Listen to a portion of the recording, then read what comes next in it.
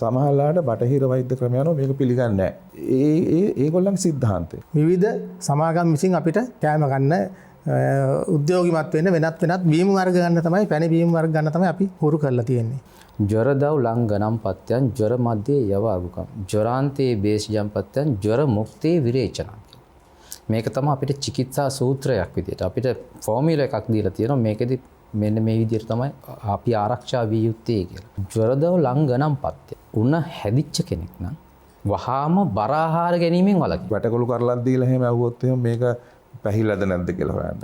බණ්ඩක්කා ටිකක් පොළට ගිහිල්ලා තෝරනකොට ලපටි බණ්ඩක්කා කරල් ටික තෝරගන්නේ කොහොමද? අනිකුත් ආහාර පාන බලලා හිටන් කොහොමද මේ කෑමට සුදුසු ආහාර තෝරගන්නේ? මේවා තමයි සාම්ප්‍රදායික දැනුම. අපේ දරුවන්ට හුරු කරලා තියෙනවා වාණිජ මේ රටාව මිහින් රැට නැගිටලා ගිහිල්ලා සීතකරණ තියෙන දේවල් අරගෙන හොරාට කන්න. වැඩිහිටියන්ගේ දැනුම ඊළඟ පරම්පරාවට නොයෑමේ ප්‍රශ්නකුත් තියෙනවා. අද සමහර ළමයි හිතන් ඉන්නවා කාඩ් එකක් ගිහිල්ලා මැෂින් එකට ගහුවම සල්ලි එනවා එකකින් කියලා. ඒගොල්ලෝ දන්නේ නැහැ සල්ලි හම්බ කරන්න ඕනේ කියලා. ඒගොල්ලෝ හිතන් ඉන්නේ අපේ තාත්තා ළඟ කාඩ් එකක් තියෙනවා. ඒ කාඩ් එක මැෂින් එකට ගහුවාම මැෂින් එකෙන් සල්ලි එනවා. හැබැයි මැෂින් එකෙන් එන සල්ලි අපි හම්බ කරන්න බෑ. ආන් ඒ වගේ එකක් තමයි සමාජයේ හැදිලා තියෙන ආහාර ගැන. බොහෝ කාලයක් කල් තබා ගන්න ආහාර මෙන්න මේවා පාවිච්චි කිරීම නිසා තමයි ලෙඩ රෝග වලට රොත් දීමේ ශක්තිය කඩා වැටලා තියෙන්නේ. අපිට කිසිම අයිතියක් නැහැ ඇත්තටම දරුවෙකුට හිතාමතා ආදරේ කියලා හෝ අනවශ්‍ය ආකාරයේ කෘත්‍රිම ආහාරයක් දෙන්න. ඒක තමයි මම දෙන උපදෙස. මොකද හේතුව දරුවෙකු රසට පුරුදු කළාට පස්සේ ඒ රස පස්සේ වුන් යනවා. සමහර කෘත්‍රිම ආහාර තියෙනවා. මම මේක අවවාදයක් හැටියට කියන්නේ මේක අහන් ඉන්න අයට.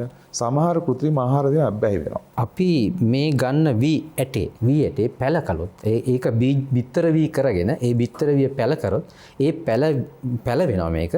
මේ පැලවෙන ගහෙන් හැදෙන වී කරලබොන් එහි ජාන ශක්තිය නැහැ ඊළඟ පරම්පරාව වරන් යන. මේ මම මේ කියන්නේ ජාන පරිවර්තනය කරලා හදන වී බිත්තර වීවල තියෙන தත්ත්වය. එතකොට ඒව තමයි අපි මේ ගෙනල්ලා කෑමට ගන්න. මේ දරුවට මේ කිසිම දෙයක් නැහැනේ මේ ಗುಣ දෙයක්. මේ ළමයට වැටෙන්නේ නැද්ද පෝෂණීය දෙයක්? මොනවද පෝෂණීය දේවල් කියන්නේ? කුකුල් මස් කෑල්ලක්වත් අඩු ගන්න එහෙමනේ කියන්නේ නේද? දැන් එතකොට අපේ තියෙන මේ ප්‍රෝටීන් ගැන ලොකු මිත්‍යාවක් තියෙනවා. ඇත්තම කතාව කියනවා නම් ආහාරයක තියෙන වැදගත්ම කොටස ප්‍රෝටීන් නෙමෙයි. අතීතයෙන් ඉගෙන ගනිමු. වර්තමානය සැලසුම් කරමු.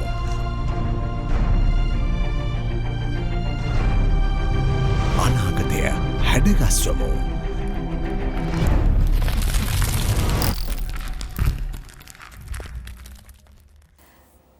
අයිබෝවන් හිතවතුනි රටක ආහාර රටාව නැත්තං ආහාර සංස්කෘතිය නිර්මාණය වෙන්නේ රටේ භූගෝල විෂමතාවයන් දේශගුණය ඒ වගේම ඒ රටට අදාළ බොහෝ දේවල් තීරණාත්මක සාධක බවට පත් කරගෙන. සමහර වෙලාවට ලෝකයේ දියුණුවත් එක්ක ස්වභාවික ආහාර රටාව නැත්තං කාලාන්තරයක් තිස්සේ පැවතගෙන එන ආහාර රටාව අතික්‍රමණය කරගන්නවා රටේ ජීවත් වෙන මිනිසුන් විසින්. කාලයක් තිස්සේ අපේ රටේ තිබ්බ අපිට හුරුපුරුදු ආහාර රටාව වෙනස් කර ගැනීමත් එක්ක ලැබුණු ප්‍රතිඵල අපි අද වෙන විට භුක්ති විඳිමින් ඉන්නවා. අපේ මුතුන් මිත්තන් ඊටාම නිරෝගී පුද්ගලයින් විදිහටයි අපි ඉතිහාසය විපරම් කරද්දී ඇහුණු දේවල් වලින් දකපු දේවල් වලින් දැනගෙන තියෙන්නේ. හැබැයි අද වෙද්දී ලෝකයේ දියුණුවත් එක්ක කාලයේ වෙනස් වීමත් එක්ක නොනක්කාර වෙන්න පිටරටින් එන කිරි හොයන ඒ වගේම ක්‍රියාශීලී දරුවන් තනන්න විවිධ පිටරට ආහාර වර්ග හොයන සංස්කෘතියක් අපි විසින් ගොඩනගාගෙන තියෙනවා. මේ ආහාර රටාව මේ ආහාර රටාවේ ඇති වුණ විපරිත වෙනස්කම් අපේ ජීවිතවලට මොනවද එකතු කරේ? ආහාර රටාවේ වෙනස්කම තුලින් අපිට අපේ පවුලට අපේ රටට මොනවද ලැබුණේ? ආහාර රටාවත් එක්ක ඊළඟ කාරණාව තමයි නිරෝගී පරපුරක් තනන්න ආහාර රටාවේ දායකත්වය මොන වගේද?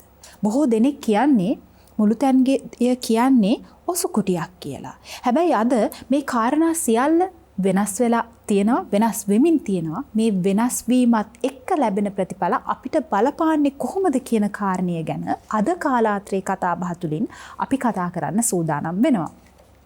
කාලාත්‍රේ කතාබහ සඳහා අද අපි තෝරගත්තේ බොහොම කාලීන මාතෘකාවක්. මේ දිනවල කාලයේ පැවැත්ම සහ කාලයේ අවශ්‍යතාවය මත වැඩි දෙනෙක් කතා කරන්නටම ඕනේ කියලා හිතන මාතෘකාවක්. අද කාලාත්‍රේ කතාබහේ මාතෘකාව පෝෂණය සහ දේශීය වෙදකම. පෝෂණය සහ දේශීය වෙදකම ගැන කතා කරන්න අපි අදත් කාලාත්‍රේ කතාබහ වැඩසටහන සඳහා ඉතාම සුදුසු පළපුරුදු අත්දැකීම්ලත් විද්වත් මණ්ඩලයකට ආරාධනා කරා. විද්වත් මණ්ඩලය ඇවිදින්න ඉන්නවා වැඩසටහන වෙනුවෙන්.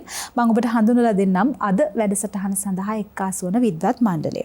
මුලින්ම අපිත් එක්ක එකතු වෙනවා අද වැඩසටහන සඳහා වෛද්‍ය ඩැනිස්ටර් එල් පෙරේරා මහතා. ඒත් එක්කම අපි ආරාධනා කරා අද කාලාත්‍රේ කතාබහ වැඩසටහන සඳහා වෛද්‍ය සේනක කොඩිකාර මහතාට. ඒත් සමගින් අද වැඩසටහන සඳහා සහභාගී වෙනවා වෛද්‍ය ටී සමරකෝන් මහතා. තිදෙනාටම ආයු බොහෝ වේවා. සාකච්ඡාව පටන් ගන්න හදන්නේ වෛද්‍ය සේනක මහතාගෙන්. වෛද්‍යතුමනි අපිට පැහැදිලි කරන්න දේශීය ආහාර රටාව කොහොමද හැදිලා තියෙන්නේ? අපේ ආහාර රටාව වෙනස්. කුළුබඩු රසක් අපි පරිහරණය කරනවා. ඒ වගේම අපි අතේ ඇඟිලි පහ භාවිතා කරලා අනාගෙන කන සංස්කෘතියකට හුරු පුරුදුන ඈයෝ. අපේ ආහාර රටාව, අපේ කුළුබඩු ටික, අපි උයන, පිහන, පිසින ක්‍රම මේ රටාව ගැන අපි පැහැදිලි කරමු.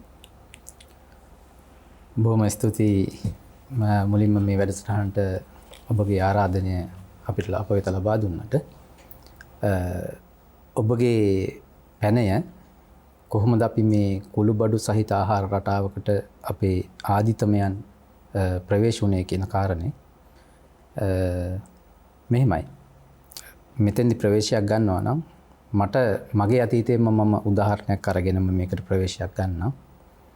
මගේ තාත්තගේ අම්මා, මගේ අත්තම්මා ඉතාම රසට එක වෑංජනයක් හදනවා. හදලා කියනවා පුතේ මේ එකක් හදලා තියෙනවා කන්න කියලා. අපි ඒකත් එක බඩ පිරෙන්න පොඩි කාලේ කෑවා. ඒ කාපු රස අදටත් මතකයි. අද ඇය ජීවිතුන් අතර නැහැ. හැබැයි අද දවසේ අපි මාකට් එකේ තියෙන කඩේකින් එහෙම නැත්නම් අපිට කෑම ගන්න තියෙන කිසියම් හෝ තැනකින් අපිට අද ඒ රස හොයාගන්න බෑ. හේතුව තමයි අපි මේ විග්‍රහ කරගෙන යන්න කාරණාව අද මේ කතාවේ පසුබිම. මොකද්ද මේ රසට උනේ? කෘත්‍රිම රස.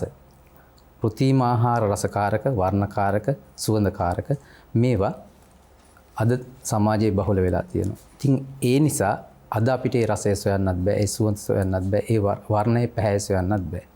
උදාහරණයක් විදියට කහ වර්තමානයේ ඊටාම ගැටලුවක් වෙලා තියෙනවා. ඉතින් මේ වගේ ස්වභාවිකව ආහාර වර්ණ ගන්නන්න, රස ගන්නන්න යොදාගත්ත මූලිකම දේවල් 3-5 මේවා අපිට සොයාගන්න අද අපහසු තත්ත්වයට ලංකාවේ පත් වෙලා තියෙනවා.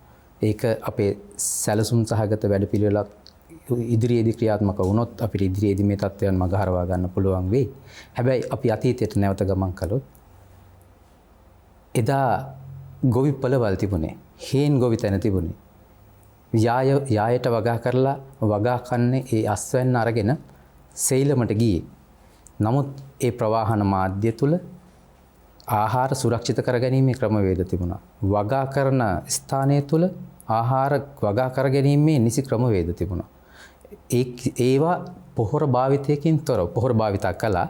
නමුත් කෘත්‍රිම පොහොර භාවිතයකින් තොරව තමයි ඒ වගා කළේ. එතකොට ස්වභාවික පරිසරය තුළ ස්වභාවිකත්වයට ඉඩ දෙමින් ඒ ස්වභාවික වර්ධන ක්‍රමවේදයන්, ශුද්ධ ජීවාණුහරණ ක්‍රමවේදයන්, ඊළඟට වගා පලිබෝධ පාලන ක්‍රමවේදයන් මේ සියල්ල ස්වභාවිකව කාලයත් එක්ක ක්‍රමානුකූලව කළමනාකරණය කරමින් තමයි ආවේ. ඒ ආපු පසුබිම සමාජයේ ජීවන රටාවන් වෙනස් වෙලා ඒ ජීවන රටාවන්ගේ කාර්යබහුලත්වයත් සමග ව්‍යාපාරික මානසිකත්වයෙන් මම මෙතෙන් භාවිතා කරන ව්‍යාපාරික මානසිකත්වයෙන් අන්‍යයන් කෙරෙහි අනුන් කෙරෙහි කුමක් හෝ ලබා දීමෙන් ලාභ උපයන ක්‍රමවේදයකින් මේ ව්‍යාපාරික මානසිකත්වයෙන් මිනිසුන් හුරු කළා වගා කිරීමේ ක්‍රමවේදය. එතකොට අස්වනු රැකීම, ගබඩා කිරීම සහ ඒ ආශ්‍රිත සියලු ක්‍රියාදාමයන් තුල මේ කියන කෘත්‍රිම ක්‍රමවේදයන්, තාක්ෂණික ක්‍රමවේදයන් සියල්ල ඒකට අනුගත කළා. අනුගත වුණා. අස්වැන්න වැඩි කරගන්න, බීජවල ප්‍රවහන ක්‍රමවේදය විතරක් නෙමේ බීජවල පරිණාමය පවා වෙනස් කරා. ජාන සැකැස්ම පවා වෙනස් කළා. එතකොට අස්වැන්න පළදාව සහ කෙටි කාලයකින් අස් වැඩි පළදාවක් ලබා ගැනීමේ ක්‍රමවේද දක්වාම ගියා. එතකොට ස්වභාවිකත්වයේ ආරම්භයේ සිට මිනිසා මේ ගමන් කරලා තියෙන විනාශයේ ආරම්භය දක්වා. ඒක නිසා මට මෙතෙන්දි කෙටියෙන් කියන්න තියෙන්නේ අතීතයේ ස්වභාවිකත්වයට දේශීයත්වයේ වගේම ස්වභාවිකත්වයට තැන දීලා තමයි වගා කරේ. ඒ ස්වභාවිකත්වයේ මානසිකත්වයේ මිනිස්සු මිදිච්ච නිසා තමයි අද කෘතිම දේවල් අපිට පරිහරණය කරන්න ලැබිලා තියෙන්නේ. මෙන්න මේ වෙනස අපි නැවත වතාවක් පරිවර්තනය කළ යුතුයි අතීතය දක්වා. මේක තමයි. හොඳයි වෛද්‍යතුමනි, ඔබතුමාගේ අදහස පැහැදිලි කරමු. දේශීය ආහාර රටාව හැදිලා තියෙන්නේ කොහොමද? මේ දේශීය ආහාර රටාව නිරෝගී පරපුරක් තැනීම වෙනුවෙන් ලබා දෙන දායකත්වය මොන වගේද? ඔව්, මම හිතන්නේ මම මුලින්ම ස්තුතිවන්ත වෙනවා මට අද ආරාධනය කිරීම සම්බන්ධයෙන් චරණ ආයතනයට. දේශීය ආහාර රටාව හැදිලා තියෙන්නේ කොහොමද කිව්වා මම හිතන්නේ අපිට යන්න වෙනවා. අපේ තියෙනවා මේ ස්වභාව ධර්මය ගත්තම අපූර්ව මේ මවුම් කරුවෙක්. ඒ කියන්නේ මොකද එහෙම කියන්න හේතුව දැන් අද ගත්තම ලෝකයේ ගත්තම විවිධ දේශගුණික කලාප විවිධ භූමිසමතා කලාප තියෙනවා. ඉතින් අපේ ඕනම රටකට තියෙන ඒ රටට ආවේනික ආහාර රටාවක් පැවැත්මක් ඒ විදිහට. දැන් අපේ රට ගත්තම ගර්ම කලාපීය රටක් විදිහට අපි හඳුන්වන්නේ. ඉතින් ඒ විදිහට අපේ රටට තියෙන දේශගුණ සහ භූමිසමතා අනුව අපේ රටට ආවේනික රුක්සලතා පද්ධතියක් තියෙනවා. මෙන්න මේ රුක්සලතා පද්ධතිය පදනම් කරගෙන තමයි මේ සම්පත් පදනම් කරගෙන තමයි අපේ දේශීය ආහාර රටාව අතීතයේ ඉඳලම සකස් වෙලා තිබුණේ. ඒ කියන්නේ අපේ රට ගත්තත් අපේ රටේත් මම හිතන්නේ දැන් නුවරඑළිය ඉඳලා පැය එකමාරකින් විතර අපි වැල්ලවායට මොනඩාගලට ගියොත් තියෙන්නේ පොඩි කාලයක් තුළ උනත් සම්පූර්ණයෙන් වෙනස් දේශගුණික රටාවල් දෙකක්. එතකොට මේ කලාප දෙකේ වැවෙන භෝග වර්ග ගත්තොත් ඒවෙත් ලොකු වෙනසක් තියෙනවා. අපි දැන් වැල්ලවාය මොනඩාගල පැත්තේ ගත්තොත් ගොඩක් වෙලාවට වැවෙන්නේ ඒ ප්‍රදේශයේ ඉන්න ජනතාවට වැදගත් වෙන ආහාර. මොකද එතන ගත්තොත් අපි දැන් වීලි කලාපය හැදෙන්නේ වැඩිපුර හැදෙන්නේ මොනවද වවන්න පුළුවන් වෙන්නේ? කැකිරි, පිපිඤ්ඤා, කොමඩු නැත්නම් අපි කියන දේශීය විදිහට කියන පත්තක්ක කියලා. මේ වගේ දේවල් තමයි වැඩිපුර වැදෙන්නේ. මොකද ඒ පළාත්වල මිනිස්සුන්ට වැඩිපුර ඇති වෙන රෝග ගත්තොත් අපි දන්නවා මුත්‍රා පද්ධතිය ආශ්‍රිත රෝග හැම වැඩිපුර ඇති වෙන්න බලනවා. මේ උදාහරණයක් කිව්ව එක. එතකොට අර ඒවට ගැළපෙන විදිහේ දේවල් තමයි මේ පැතිවල ඒ ප්‍රදේශවල හැදෙන්නේ. ඉතින් එතකොට අන්න ඒ විදිහට මම කියන්නේ දේශීය ආහාර රටාවත් ඒ අපේ රටේ තියෙන ප්‍රදේශයෙන් ප්‍රදේශයට වෙනස් වෙන විදිහට තමයි සබා ධර්මය විහිං මේ වවුම් කර නිම මවල දීලා අපි ඒක තුලතල් සකස් වෙලා තියෙන්නේ. ඇත්තටම මේ විදිහට ගත්තාම අපේ දේශීය ආහාර රටාව කියන එක අතීතයට ගියොත් මම හිතන්නේ අපිටම ආවේනික දෙයක් තිබුණේ. ඉතින් මේක ගත්තම දැන් අද නවීන විදිහකට බලනකොට ආහාරයක තියෙන වැදගත්කම සලකන්නේ බොහෝ විට නවීන කියන්නේ ඒකේ තියෙන මේ සංඝටක අණුව. අපි කියන විදිහට කාබෝහයිඩ්‍රේට්, ප්‍රෝටීන් මේද මේවත් එක්කනේ. නමුත් ආයුර්වේදයේ මේක දේශීය විදිහට අපි කලින් ඉඳලා සැලකුවේ අපේ තියෙන ආහාරයක තියෙන ඕන අංග අණුව, ගුණ අණුව. ඉතින් ඒවා තමයි අපි ගත්තොත් අපි ආයුර්වේදයේ අපි කියනවා දේශීය වේදකමේ කියනවා ආහාරයක තියෙන ඕන කියන රස 6ක්. ඔව්. මధుර අම්ලවන කටු තිත්ත කසයි කියලා රස 6ක් තියෙන කියනවා. ඒ වගේ මේ ගන්න ආහාරයෙන් අපේ ආයු වර්ණ සැප බල ප්‍රඥා බුද්ධි කියන මෙන්න මේ දේවල් වර්ධනය වෙන්න ඕන. රැකෙන්න ඕන. ඉතින් ඒවට ගැළපෙන විදිහට තමයි අපේ දේශීය ආහාර රටාව සකස් වෙලා තියෙන්නේ. ඉතින්දී අපි කොයි වෙලාවකවත් කෘත්‍රිම රසකාරක වර්ණකාරක ඒ වගේම කල් තියා ගන්න ක්‍රම උපයෝගී කරගත්තේ නැහැ. දැන් අපේ දේශීය රසකාරක ගත්තොත් රසකාරක මම හිතන්නේ දන්න විදිහට 40කට වැඩි සංඛ්‍යාවක් තියෙනවා. අපේ මේ වටපිටාවේ අපේ ගෙවල් ගෙදර දොරේ අපේ කුස්සියේ තියෙන දේශීය රසකාර තියෙනවා 40කට වැඩි ප්‍රමාණයක්. එතකොට ඇත්තටම මෙන්න මේව උපයෝගී කරගෙන තමයි අපේ දේශීය ආහාර රටාව සකස් වුණේ. අපේ රසවත් කලේ ඒවයි ගුණය වැඩි කරගත්තේ. අපිට ඕන විදිහට සකස් කරගත්තේ මෙන්න මේ දේවල් උපයෝගී කරගෙන. එතකොට මම හිතන්නේ ඒ තුල අපි රෝගීන් නොවි රෝගීන් වෙනවා තමයි සාමාන්‍ය ස්වභාව ධර්මය අනුව ස්වභාව අනුව. නමුත් අද වගේ රෝග තත්ත්වයට පත් නොවී විශේෂයෙන් බෝවන රෝග එදා සමාජයේ බහුලව තිබුණේ බෝ නොවන රෝග එදා සමාජයේ බහුලව තිබුණේ නැහැ. අද මොකද ලොකුම ප්‍රශ්නේ වෙලා තින්නේ බෝ නොවන රෝග අපේ රටේ මේ ලෝකයේම ජනතාව අතර බහුල වීම. ඉතින් මේකට මූලික හේතුව වෙලා තින්නේ අපි අර දේශීය ආහාර රටාවෙන් අපේ ජීවන රටාවෙන් මේවයින් ඈත් වීම. ඒ නිසා මම හිතනවා වඩාත් හොඳයි අපි නැවතත් අපි යන්න පුළුවන් නම් අපේ දේශීය ආහාර රටාවට ගියොත් අපිට අපේ නිරෝගීකම රැක ගන්න පුළුවන් කියලා මම මේ අවස්ථාවේදී හොඳයි. වෛද්‍යතුමනි මේ අපේ ආහාර රටාව හරි වෙනස්. අපේ කෑම ලෝකයේ වෙන කිසිම රටක හොයාගන්න අමාරුයි. ඒ වගේම ලෝකයේ අනිකුත් රටවල ඉන්න විදේශිකයින්ට ආගන්තුකයින්ට අපේ ආහාර රස විඳින්නත් හරි අමාරුයි. අපි වැඩිපුර කුළු බඩු වර්ග භාවිතා කරනවා. සැර රස වෙනස්. අපි වැඩිපුර අඩු වැඩියක් භාවිතා කරලා කෑම පිසින අය ලෝකයේ අනිත් රටවල් එක්ක බලද්දී. ඇයි අපිට මෙහෙම ආහාර රටාවක් සකස් වෙලා තින්නේ? අපේ ආහාර රටාවේ විශේෂත්වය මොකක්ද? බොහොම ස්තුතියි ආරාධනාවට. අපි මාතෘකාවට ප්‍රවේශ වෙන හොඳ නින්දීමක් අපේ වෛද්‍ය සේනක මහතා සහ වෛද්‍ය සම්ප්‍රප්‍රල් මහත්මයාගෙන් ලැබුණා. මම හිතන්නේ ඒ ප්‍රවේශයෙන් අපිට පෙනී ගිය කාරණය තමයි ආහාර රටාව සම්බන්ධ දේශීය අනන්‍යතාවය මූලික වශයෙන් සකස් වෙලා තියෙන ප්‍රධාන කරුණු තුනක් මත. එකක් තමයි අපේ තිබෙන පරිසරය. ඒක අර සමරකෝන් මහත්මයාත් කිව්වනේ අපේ පරිසරයේ විවිධත්වයක් තියෙනවා. ඒ වගේම පරිසරය නිරෝගී. ඒ කියන්නේ නිරෝගී විවිධත්වයෙන් යුක්ත පරිසරයක් තියෙනවා. මම මේ දැන් කියන්නේ අද තියෙන පරිසරය නිරෝගී කියන එක නෙමෙයි. ඒ කියන්නේ අපි මේ කතා කරන අපි ඇත්තටම දේශීයත්වයේ නැත්නම් සාම්ප්‍රදායික දැනුම ගැන කතා කරන කාල සීමාව ගත්තොත් එහෙම ඒක අපේ රටට විදේශී ආක්‍රමණ එන්න පෙර විශේෂයෙන්ම යුරෝපීය ආක්‍රමණ එන්න පෙර තමයි අපේ රටේ සාම්ප්‍රදායික දැනුම සහ මේ දේශීය අනන්‍යතාවය කියන එක ඊටාම හොඳින් ව්‍යාප්ත වෙලා ස්ථාපිත වෙලා තිබුණේ. ඒතොර ඒ කාලේ වෙනකොට අපේ රටේ පරිසරය නිරෝගී. ඒ වගේම පරිසරයේ තිබිච්ච විවිධත්වය ඒ වගේම මේ පරිසරයට මිනිසුන් සහ පරිසරය අතර තිබිච්ච අන්‍යෝන්‍ය සම්බන්ධතාවය ඉතාම වැදගත් වුණා. අනිත් කාරණේ තමයි ආහාර නිෂ්පාදන ක්‍රමවේදය. ඒ කියන්නේ අපේ දේශීය ගොවිතැන. දැන් අර පරිසරයත් එක්ක තිබිච්ච අන්‍යෝන්‍ය සම්බන්ධතාවය මත පදනම් කරගෙන පරිසරය සමග සහයෝගයෙන් කරපු ගොවිතැන.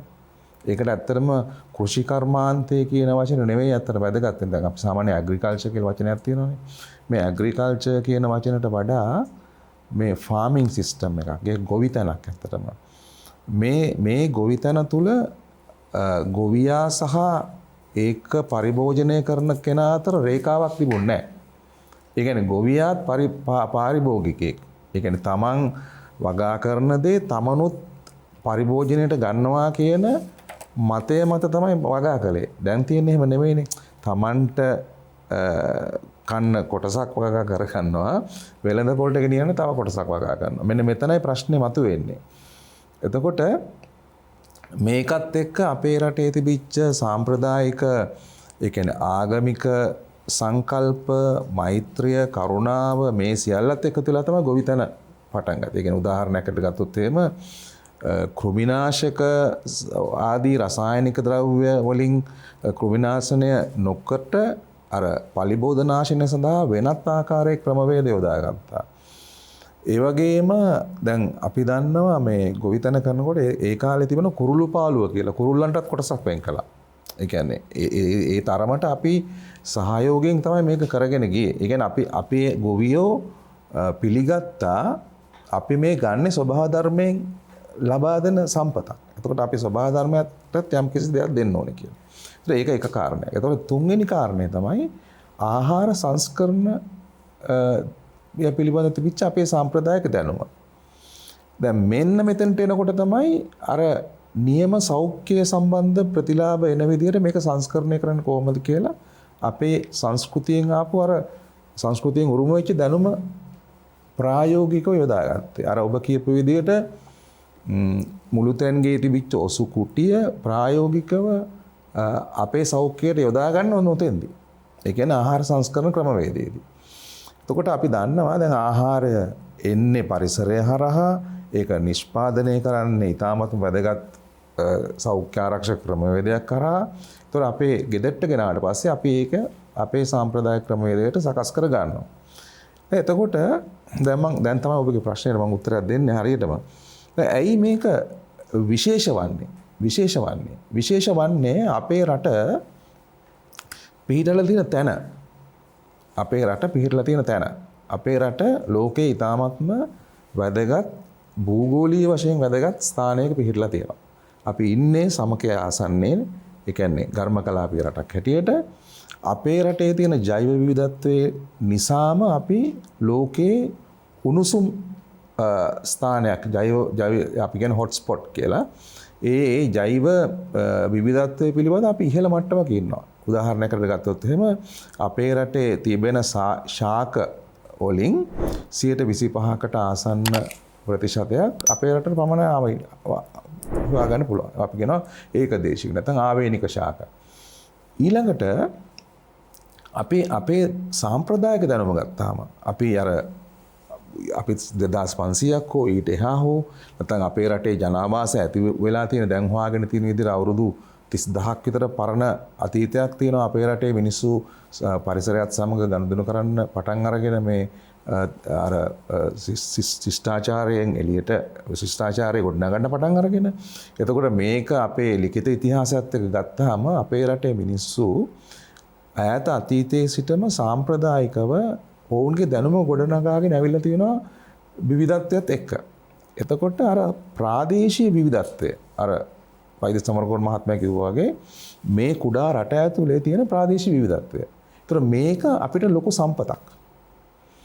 මේ දේශගුණික භූගෝලීය වශයෙන් අපි ඉන්නේ හොඳ තැනක. අපිට වර්ෂයකට කන්න දෙකක් අපි වගා කරන්න පුළුවන් මට්ටමක ඉන්නවා. ඊළඟට අපිට අවශ්‍ය ප්‍රමාණයට ජලය රැස් කරගන්න පුළුවන්. අපේ රටේ ඒ සාම්ප්‍රදායික දැනුම අනුව වැව් අමුණු සකස් කරලා තියෙනවා, ඇලවේලි සකස් කරලා තියෙනවා ඒ කාලේ ඉඳන්. ඒවාට යොදාගත් සාම්ප්‍රදායික දැනුම අනුව ඒවා බෙදා හැරෙන ක්‍රමවේදයක් තිබුණා. ඊට පස්සේ අපේ රටේ යොදාගත් සංස්කෘතිකමය දැනුම අනුව අපිට තිබුණා හොඳ සාමූහිකව කටයුතු කිරීමේ සමාජික පදනමක් තිබුණා. ඒ අනුව අපේ අය හුවමාරු කර ගැනීමේ සංස්කෘතිය තිබුණා, බෙදා හදා ගැනීම. ඒ වගේම අපි දන්නවා අපේ රටේ තිබිච්ච ගොවිතැන සම්බන්ධයෙන් තිබිච්ච ඔය අත්තම් ක්‍රමය, එතකොට වතුර බෙදා ගැනීමේ ක්‍රමය, මේ ආදි වශයෙන් විශාල ජාලයක් මේකද. ඊළඟට අපේ රටේ තිබිච්ච මේ වැව් ක්‍රමය, ඒ කියන්නේ අපි ඒකට කියනවා අර කුඩා වැව් විශාල සංඛ්‍යාවක් මහ වැවක් එක්ක සම්බන්ධ වෙලා තියෙන එල්ලංගා පද්ධතිය. මේක ලෝකයේ දැන් පිළිඅරන් තියෙනවා ඉතාමත් විශිෂ්ට පරිසර හිතකාමී වාරි කර්මාන්තයක් හැටියට. ඒතර මේ කියන උරුමයත් එක්ක සම්බන්ධ වෙච්ච දේශගුණික කලාප, විවිධ කලාප. ඒතර ඒ කලාපවල ප්‍රාදේශීය ජනතාව සතු වෙලා තියෙන සාම්ප්‍රදායික දැනුම. මම දන්නවා දැන් වෛද්‍ය සේනක මහත්මයා ඒ මහත්මයාගේ අත්තම්මගේ නේද රසය ගැන මතක් කරා. එතකොට මටත් ඒ වගේම මගේ අත්තම්මගේ ඒ ඉවුම් පිහුම් ගැන මටත් ගොඩාක් වීර වික්‍රමාන්විත අත්දැකීම් ගැන කතා කරන්න පුළුවන් කුඩා කාලේ. එහෙම අත්දැකීම් ගැන කතා කරන්න පුළුවන් ඒවා ටික ටික දැන් අපිට අහිමි වෙගෙන යනවා. අර ඔබ කිව්වා වගේ අපිට තව ටිකක් කල්නකොට ඊළඟ සමාජයෙන් ඊළඟ අනාගත පරපුරෙන් අහන්න ලැබෙන්නේ අර රූපවාහිනිය ගැන වෙළඳ දැන්වීමක තියෙන මතකයේ විතරයි. මොකද අපිට සමහරවිට පෙනී යනවා ඒ කියන්නේ පොල් ගෙඩියක් කඩලා ඒ පොල් ගෙඩිය පැහිලද බලන්න ඒක හොලවලා ඒ හඬෙන් මේකේ කොහොමද හොඳට ලූව තියෙන පොල් ගෙඩියක්ද කියලා කියන්න දන්නේ නැහැ. මොකද අපිට එන්නේ අන්තිමට කුඩු තමයි එන්නේ අපි අතට එන්නේ පොල් කිරි වෙනුවට එන්නේ පොල් කිරි කුඩු.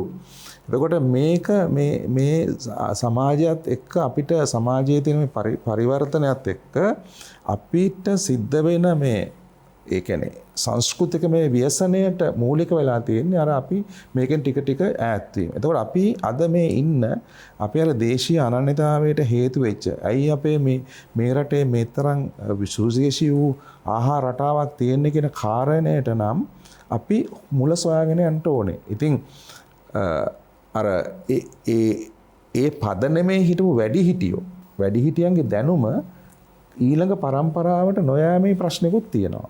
ඒකත් අපි මේ වෙලාවේ මතක් කරන්නට අවශ්‍ය වෙනවා. විශේෂයෙන්ම අධ්‍යාපන ක්‍රමය හරහා මාධ්‍ය හරහා මේකට අපි තිරසාර වැඩපිළිවෙලක් යොදන්නට අවශ්‍යයි. ඉතින් ඔබේ ප්‍රශ්නයට සංක්ෂිප්ත පිළිතුර නම් අපේ මේ තියෙන ප්‍රාදේශීය විවිධත්වය, ජෛව විවිධත්වය සහ සංස්කෘතිකමය දැනුමේ තිබෙන වැදගත්ම සම්ප්‍රදායික උරුමය තමයි අපේ රටේ මේ තරම් හොඳ ලෝකයේ පිළිගන්න, ඒ වගේම අපිට ලෝකයට බෙදා දෙන්න පුළුවන් ආකාරයේ ආහාර රටාවක් අපිට උරුම වෙලා තියෙන්නේ.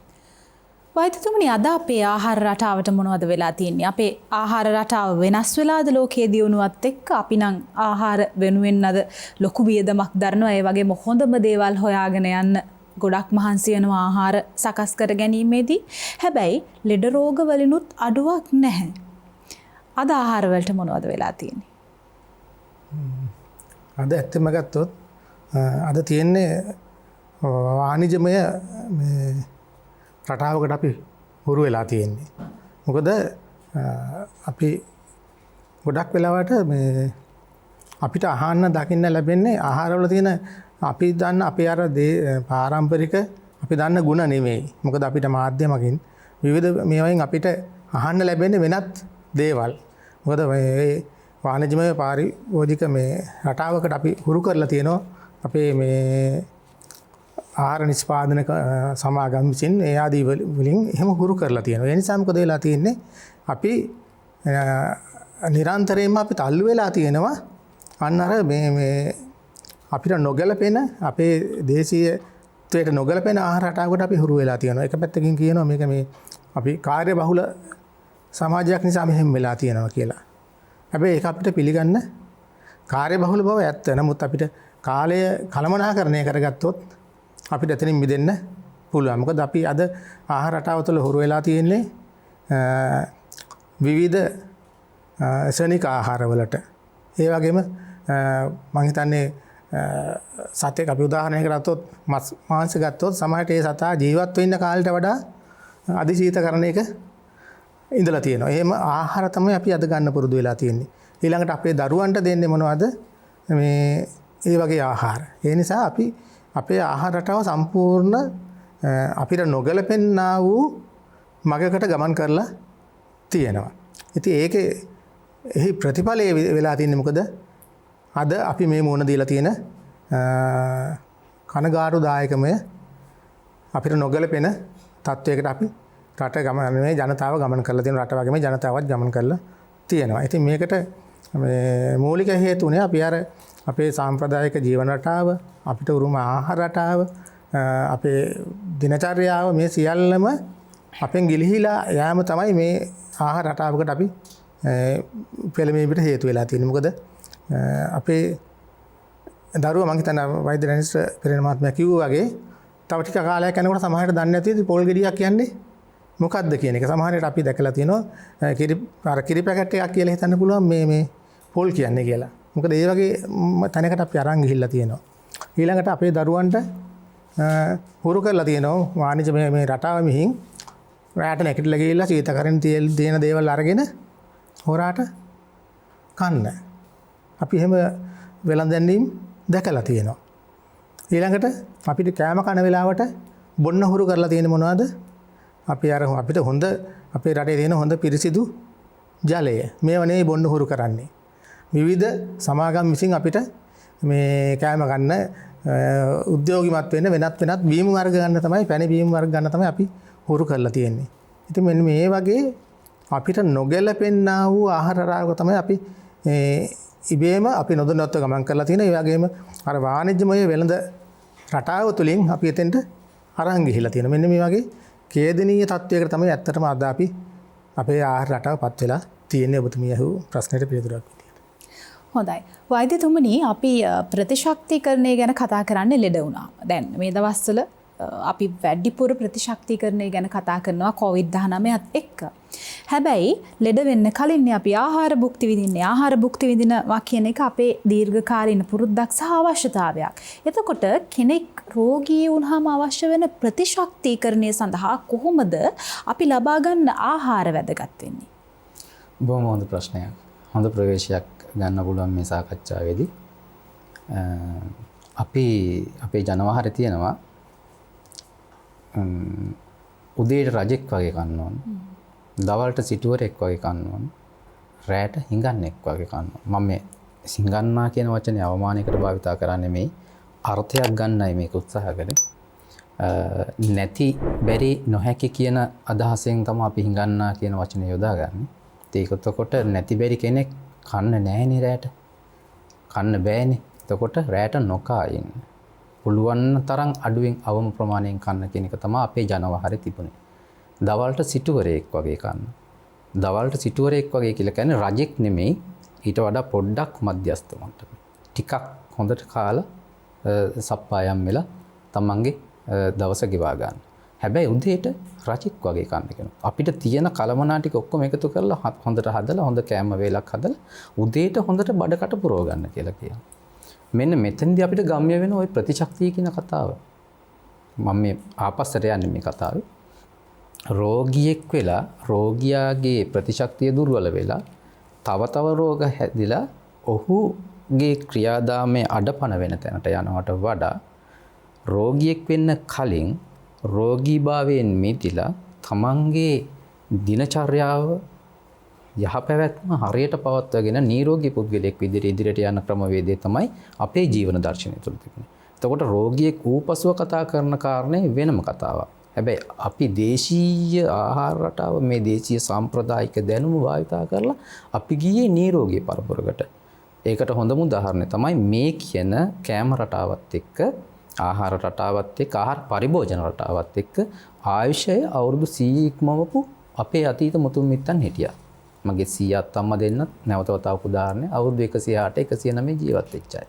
එතකොට ඒගොල්ලොන්ගේ මන් දැකපු තවත් විශේෂ සුවිශේෂ කාරණයක් තිබුණා. මීට අමතරව මේ ආහාර ගන්න ක්‍රමයට අමතරව රැට ඒගොල්ලෝ කෑමට උත්සාහ කරේ නෑ. දවල්ට හොඳට කෑවා, උදේට හොඳටම කෑවා. හැබැයි ඒ කාපු කෑම වලත් වසවිසෙන් තොර දේශීය කුළුබඩු යොදාගත්ත දේශීය ආහාරම තමයි භාවිතා කරේ. ඊට අමතරව ඒගොල්ලෝ තව උපක්‍රමයක් භාවිතා කරා. මෙන්න මේ උපක්‍රමය ඉතාම වැදගත් අපිට මේ සාකච්ඡාවේදී.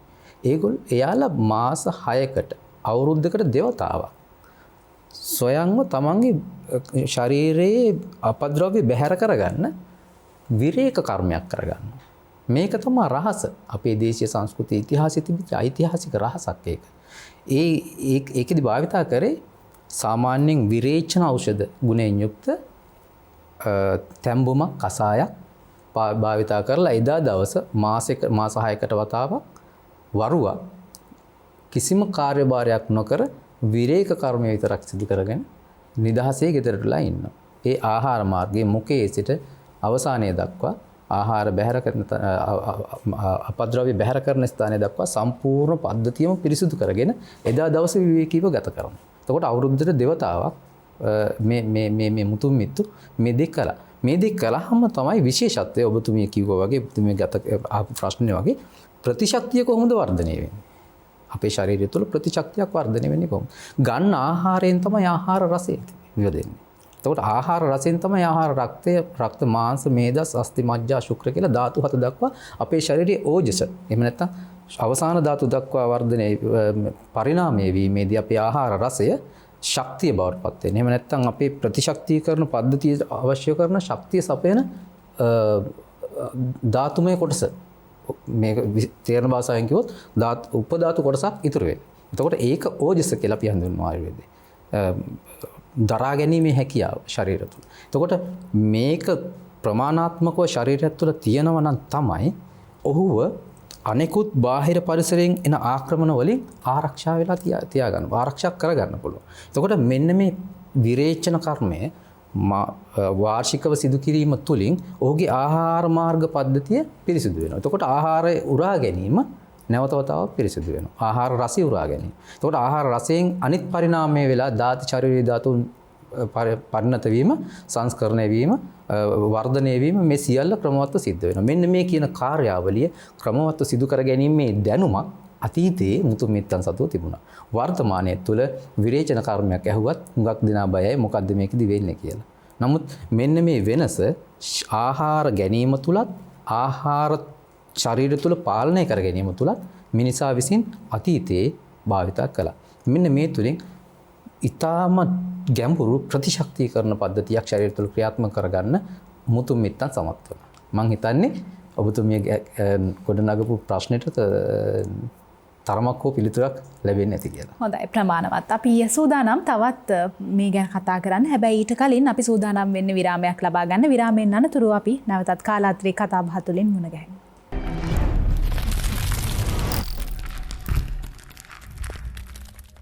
විරාමයෙන් අනතුරුව අපි නැවතත් එකතු වෙනවා කාලාත්‍රේ කතා බහත් එක්ක. අද මාතෘකාව පෝෂණය සහ දේශීය වෙදකම. වෛද්‍යතුමනි, අපි කතා කරමින් හිටිය විරාමයට යන්න කලින් ආහාර සහ ප්‍රතිශක්තිකරණය පිළිබඳව. ප්‍රතිශක්තිකරණය අවශ්‍ය වෙන්නේ ලෙඩක් වුණාම. හැබැයි අපි ගන්න ආහාර ඇතුලේ ප්‍රතිශක්තිකරණය තියෙනවා, ගොඩනැං වෙනවයි කියලා මෙතුමා කියනවා. ඔබතුමා මේ මතයට එකඟද? නැත්නම් විරුද්ධ මතයක් තියෙනවද? ඔව්, ප්‍රතිශක්තිය කියන්නේ දැන් ආයුර්වේද වෛද්‍ය ක්‍රමය අනුව හා දේශීය වෛද්‍ය ක්‍රමය අනුව ප්‍රතිශක්තිය තියෙනවා වර්ග 3කට. ප්‍රතිශක්තිය වර්ග 3ක් තියෙනවා. එකක් තමයි අපිට උත්පත්තියෙන් ලැබෙන ප්‍රතිශක්තිය. දෙවනුව මේක අපිට රෝගයක් වැළඳුනාට පස්සේ ඒ කාලානුරූපව පරිසරයත් එක්ක ගැටෙමින් නැති කරගන්න ලැබුණ ප්‍රතිශක්තිය. තුන්වනුව අපට ඔය ආහාර හා ඖෂධ වලින් ලබා දෙන ප්‍රතිශක්තිය. මේක මේ අලුත් සංකල්පය අනුවත් ගැලපෙනවා. ඒ කියන්නේ ඒ කාලේ අවුරුදු 3-4000කට ඉස්සෙල්ලා මේක කියලා තියෙනවා. මෙන්න මෙතන ප්‍රතිශක්තිය ඇති වෙන්නේ කියලා. ඒකට අපි කියනවා ක්ෂමතාව කියලා. ප්‍රතිශක්තිය කියන වචනේ නෙවෙයි පාවිච්චි කළේ ක්ෂමතාව, ව්‍යාධි ක්ෂමතාව, රෝගවල ඔරොත්තු දීමේ හැකියාව. එතකොට මේ රෝගවල ඔරොත්තු දීමේ හැකියාව අපිට ලබලා දෙන්න අවශ්‍ය වන ආහාර සහ ඖෂධ මේවා අපට පුරුදු කරන්න ඕන කුඩා කාලේ ඉඳන්. ඒ කියන්නේ අපේ දැන් කියමනක් තියෙනවා අප ආහාරයට ගන්නේ මව විසින් අපට කියා දෙන්න දේ. What you eat is told by your mother. මේක තමයි ඒක මේ බටහිරින් ආව මේකක්. ඒ කියන්නේ ආහාර අපිට ඇත්තටම අපේ ආහාර කුඩා කාලේ ඉඳන් මව තමයි අපිට උගන්වන්නේ මොනවද කන්න ඕනේ කියලා. ඒ කියන්නේ මේක අහන් ඉන්නව නම් අම්මලාගේ තමයි වගකීම දරුවන්ගේ ප්‍රතිශක්තිය සම්බන්ධයෙන් අවශ්‍ය පෝෂණය ලැබලා දෙන එක. නැත්නම් අවශ්‍ය ආහාර පාන ලැබලා දෙන එක. ඒක තාත්තගේ වගකීමක් නෙවෙයි. මොකද අම්මා කරන දේ, අම්මා කන බොන විදිය, අම්මා උගන්වන දේ තමයි දරුවෝ කවදා හරි තමන්ගේ ශරීර සෞඛ්‍ය හැටියට ඒ ආයෝජනය කරන දේ. ඒ නිසා ඊටාම වැදගත් මව්වරුන්ගේ වගකීම තමන්ගේ දරුවන්ගේ පෝෂණය පිළිබඳව සහ ඒ පෝෂණය ප්‍රතිශක්තිය ලබා දීමට අවශ්‍ය කරන ආහාර රටාවක් සකස් කිරීමට. එතකොට මේ කියන විදියට අපි කුඩා කාලේ ඉඳන් දරුවන්ට ඒ දරුවා මව්කිරි දැන් අපි දන්නවනේ මව් කුසේ ඉන්නකොට මවගෙන් ලැබෙන ප්‍රතිශක්තිය තියෙනවා. ඊළඟට මව ගන්න ආහාර පාන වලින් මවගේ මව්කිර පෝෂණය වෙලා මව්කිරි බොන කාලෙට ඒ දරුවාට ඒ කාලය තුලත් මවගෙන් ඒ අවශ්‍ය වන ප්‍රතිශක්තිය ලැබෙනවා. කිරි මව්කිරි හරහා. ඊට පස්සේ උන දරුවෝ මේ කන්න අනිත් පිට ආහාර අනිකුත් ආහාර වලට පුරුදු කරන කාලය වෙනකොට තමයි මේ ප්‍රශ්නේ මතුවෙන්නේ. එතකොට අපි දැනගන්නට අවශ්‍ය වෙනවා මේ දරුවා මේ තියෙන වෙළඳ රටාවේ තියෙන ග්‍රහණයෙන් මුදවා ගන්නට. ඒක තමයි අද තියෙන අභියෝගය. ඒ කියන්නේ ඒ කාලේ එහෙම අභියෝගයක් තිබුණේ නැහනේ. ඒ කියන්නේ වටපිටාවේ දරුවා ගැටෙන්නේ නැහැ අනිකුත් ආකාරයේ වෙනත් පෙළඹවීම් සමග. දැන් අද වෙනකොට දරුවා මාධ්‍ය සමග ගැටෙනවා, ඒකෙන් පෙළඹවීමක් ඇති වෙනවා. දරුවා පාසලට යනකොට ඒ පාසලට එන විවිධ එයාගේ පන්තියේ ඉන්න දරුවොත් එක්ක ගැටෙනකොට එයාගෙන් පෙළඹවීමක් ඇති වෙනවා. ඒ වගේම වැඩිහිටියෝ මේ සම්බන්ධයෙන් කිසිම වග විභාගයක් නැතුව දරුවන්ට නොයෙක් දේවල් ගෙනත් දෙනවා කෘත්‍රිම ආහාර ආදරයට කියලා. එතනින් පෙළඹවීමක් ඇති වෙනවා. මෙන්න මේ කියන සියලුම අභියෝග මැඩගෙන ගෙදරදි දරුවාට යම්කිසි ආකාරයක පුහුණුවක් ලබා දෙන්න පුළුවන් නම් මේක තමයි වැදගත් වෙන්නේ. මොකද දැනට කරලා තියෙන පර්යේෂණ අනුව ඉතාමත්ම වැදගත් සොයා ගැනීමක් කරලා තියෙනවා. අපිට පුළුවන් නම් දරුවෝ ආහාර සකස් කරන තැන කුඩා කාලේ ඉඳන් ඒ දරුවාට පේන්න ආහාර ටික සකස් කරගන්න. විශේෂයෙන් ගැහැණු දරුවන් නම් ගැහැණු දරුවෙකුට අපිට පුළුවන් නම් ඒවා කුඩා කාලේ ඉඳන් පුරුදු කරන්න. මෙන්න මේක තමයි අර ආහාර පිළිබඳ පෝෂණය පිළිබඳ ශික්ෂණයේ තියෙන ආරම්භය. දැන් අද ගත්තොත් එහෙම අපිට ගැහැණු දරුවෝ ඉන්නකොට අපි අහුවොත් එහෙම අම්මා උයනකොට උදව් කරනවාද කියලා එහෙම උදව් කරන සිරිතක් නෑ 90%ක්. ඒතර ඒගොල්ලෝ පොල් ගෙඩියක් බිඳ ගන්න, පොල් ගෙඩියක් ගා ගන්න, පොල් ගෙඩිය බිඳින්නේ කොහොමද කියලා හොත් දන්නේ නැහැ. මොන පැත්තටද ගහන්න ඕනේ, හරියට කොතෙන්ටද ගහන්න ඕනේ, මන්නේ කොයි පැත්තටද ගහන්න ඕනේ මම දන්නේ නැහනේ. මේවා සාම්ප්‍රදායික දැනුම. මොකද අපිට පොල් සමහරවිට එන්නේ පොල් ගෙඩිය නෙවෙයිනේ. දැන් වැටකොළු කරලක් දීලා එහෙම ඇහුවොත් එහෙම මේක පැහිලාද නැද්ද කියලා හොයන්න. බණ්ඩක්කා ටිකක් පොළට ගිහිල්ලා තෝරනකොට ලපටි බණ්ඩක්කා කරල් ටික තෝරගන්නේ කොහොමද? අනිකුත් ආහාර පාන බලලා හිටන් කොහොමද මේ කෑමට සුදුසු ආහාර තෝරගන්නේ? මේවා තමයි සාම්ප්‍රදායික දැනුම. එතකොට ඒ දරුවන්ට කුඩා කාලේ ඉඳන් මේවා පුරුදු කරනවා නම් රතු ලුණු ගෙඩියක් සුද්ධ කරනකොට කඳුළු වෙනවා නම් මොකද කරන්නේ? නේද? දැන් ඒ වගේ අපේ අර මුළුතැන්ගේ වටා ගොඩනැගිච්ච ලොකු දැනුම් පද්ධතියක් තිබුණා. මේ දැනුම් පද්ධතියත් එක්ක දරුවා හුරු වෙනවා නම් අඩු වශයෙන් අපිට පුළුවන් නම් මේක කියලා දෙන්න ජීවන කුසලතාවයක් හැටියට මම විශ්වාස කරනවා මේ අය කවදාවත් අර කෘත්‍රිම ආහාරයට යන්නේ නැහැ කියලා. හේතුව වුන් දන්නවා මේවා මේ කුස්සියේ තියෙන කුළු බඩු වලින් තමයි මේ ආහාරය පිළිවෙල වෙන්නේ කියලා. දැන් උදාහරණයකට ඕකට හොඳම උදාහරණ තමයි අද සමහර ළමයි හිතන් ඉන්නවා කාඩ් එකක් ගිහිල්ලා මැෂින් එකට ගහුවම සල්ලි එනවා එකකින් කියලා. ඒගොල්ලෝ දන්නේ ඒ සල්ලි හම්බ කරන්න ඕනේ කියලා. ඒගොල්ලෝ හිතන් ඉන්නේ අපේ තාත්තලා කාඩ් එකක් තියෙනවා. ඒ කාඩ් එක මැෂින් එකට ගහුවාම මැෂින් එකෙන් සල්ලි එනවා. හැබැයි මැෂින් එකෙන් එන සල්ලි අපි හම්බ කරන්න බෑ.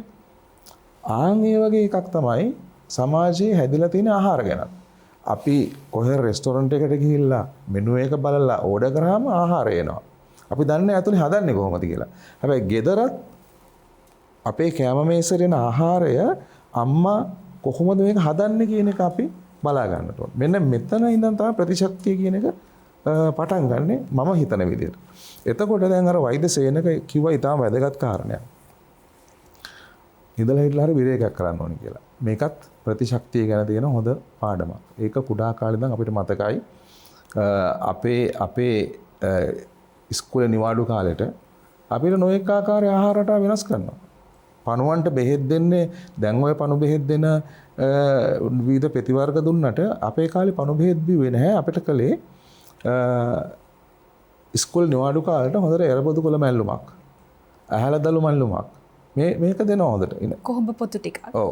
ඒ කොහොඹ ටිකක් තම්බලා ඒ වගේ දෙනවා. එතකොට ඒක තමයි පණුවන්ට දෙන බෙහෙත.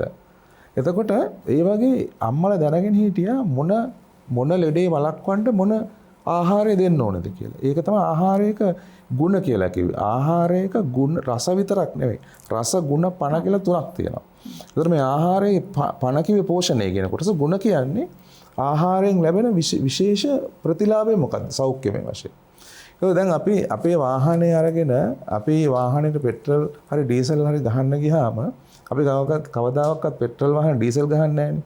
ඒ වගේම පෙට්‍රල් ගහන්න ගියාමත් මම දන්නේ එක එක වර්ග තියෙනවා නේද? හොඳ ඉන්ධනයක් දානවා කියලා. ඇයි මේ හොඳ ඉන්ධන දාන්නේ වාහනේට?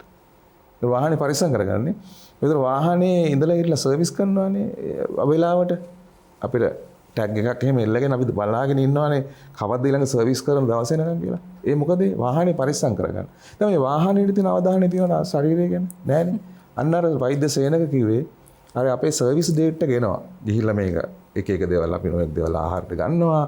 මේ ඇවිල්ලා අපි එක්තරා වෙලාවක මේ සර්විස් එක කරගන්න ඕනේ. මේ බැඳිලා තියෙන දේවල් අයින් කරගන්න මේකට යම්කිසි වැඩ පිළිවෙලක් තියෙනවා. හැබැයි සමහරලාට බටහිර වෛද්‍ය ක්‍රම යනවා මේක පිළිගන්නේ නැහැ. ඒගොල්ලන්ගේ සිද්ධාන්තය. හැබැයි අපේ සිද්ධාන්තය අනුව අපිට හොඳ ප්‍රත්‍යක්ෂව අපිට දැනෙලා තියෙනවා අපි ළඟට එන රෝගීන්ට ඒගොල්ලන් ඇත්තටම ඒ අර කියන විදිහට කවදාකවත් විරේකයක්වත් කළා නැහැ.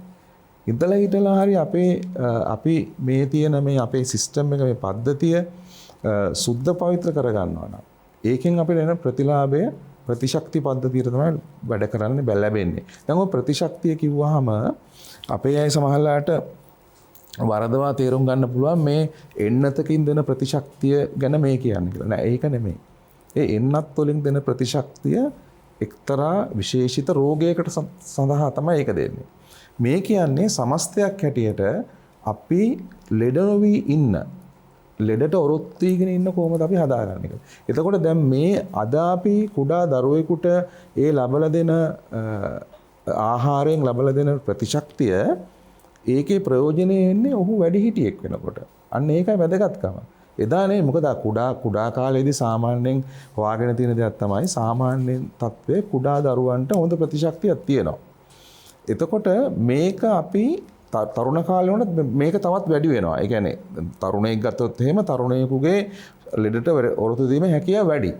එතකොට තරුණයන් හිතන සමහරලාට අපි වයසට යනකොටත් මැදි වයසට යනකොටත් මේක මෙහෙම තියෙයි කියලා. එතකොට ඒ නිසා තමයි ඒගොල්ල ආහාර පාන ගැන කිසි සැලකිල්ලක් නොදක්වා අර කෘත්‍රිම ආහාර රටාවට යොමු වෙන්නේ. හැබැයි මෙන්න මේක අපි හිතා ගන්න සෞඛ්‍ය කියන්නේ ආයෝජනයක් කියලා අනාගතයේදී ලෙඩ නොවී ඉන්න තමයි අපි ආහාර සම්බන්ධයෙන් සැලකිලිමත් වෙන්න ඕනේ. ඒ නිසා තමයි අපි උපදෙස් දෙන්නේ හැමතිස්සෙම කුඩා දවසේ ඉඳන් ඒ කියන්නේ කිරි මව් කිරෙන් අතෑරිලා අනිත් ආහාර පාන ගන්න පටන් ගත්ත දවසේ ඉඳන් අපි දරුවගේ ආහාර පාන රටාව ගැන ලොකු අවධානයක් යොමු කරන්න අවශ්‍යයි.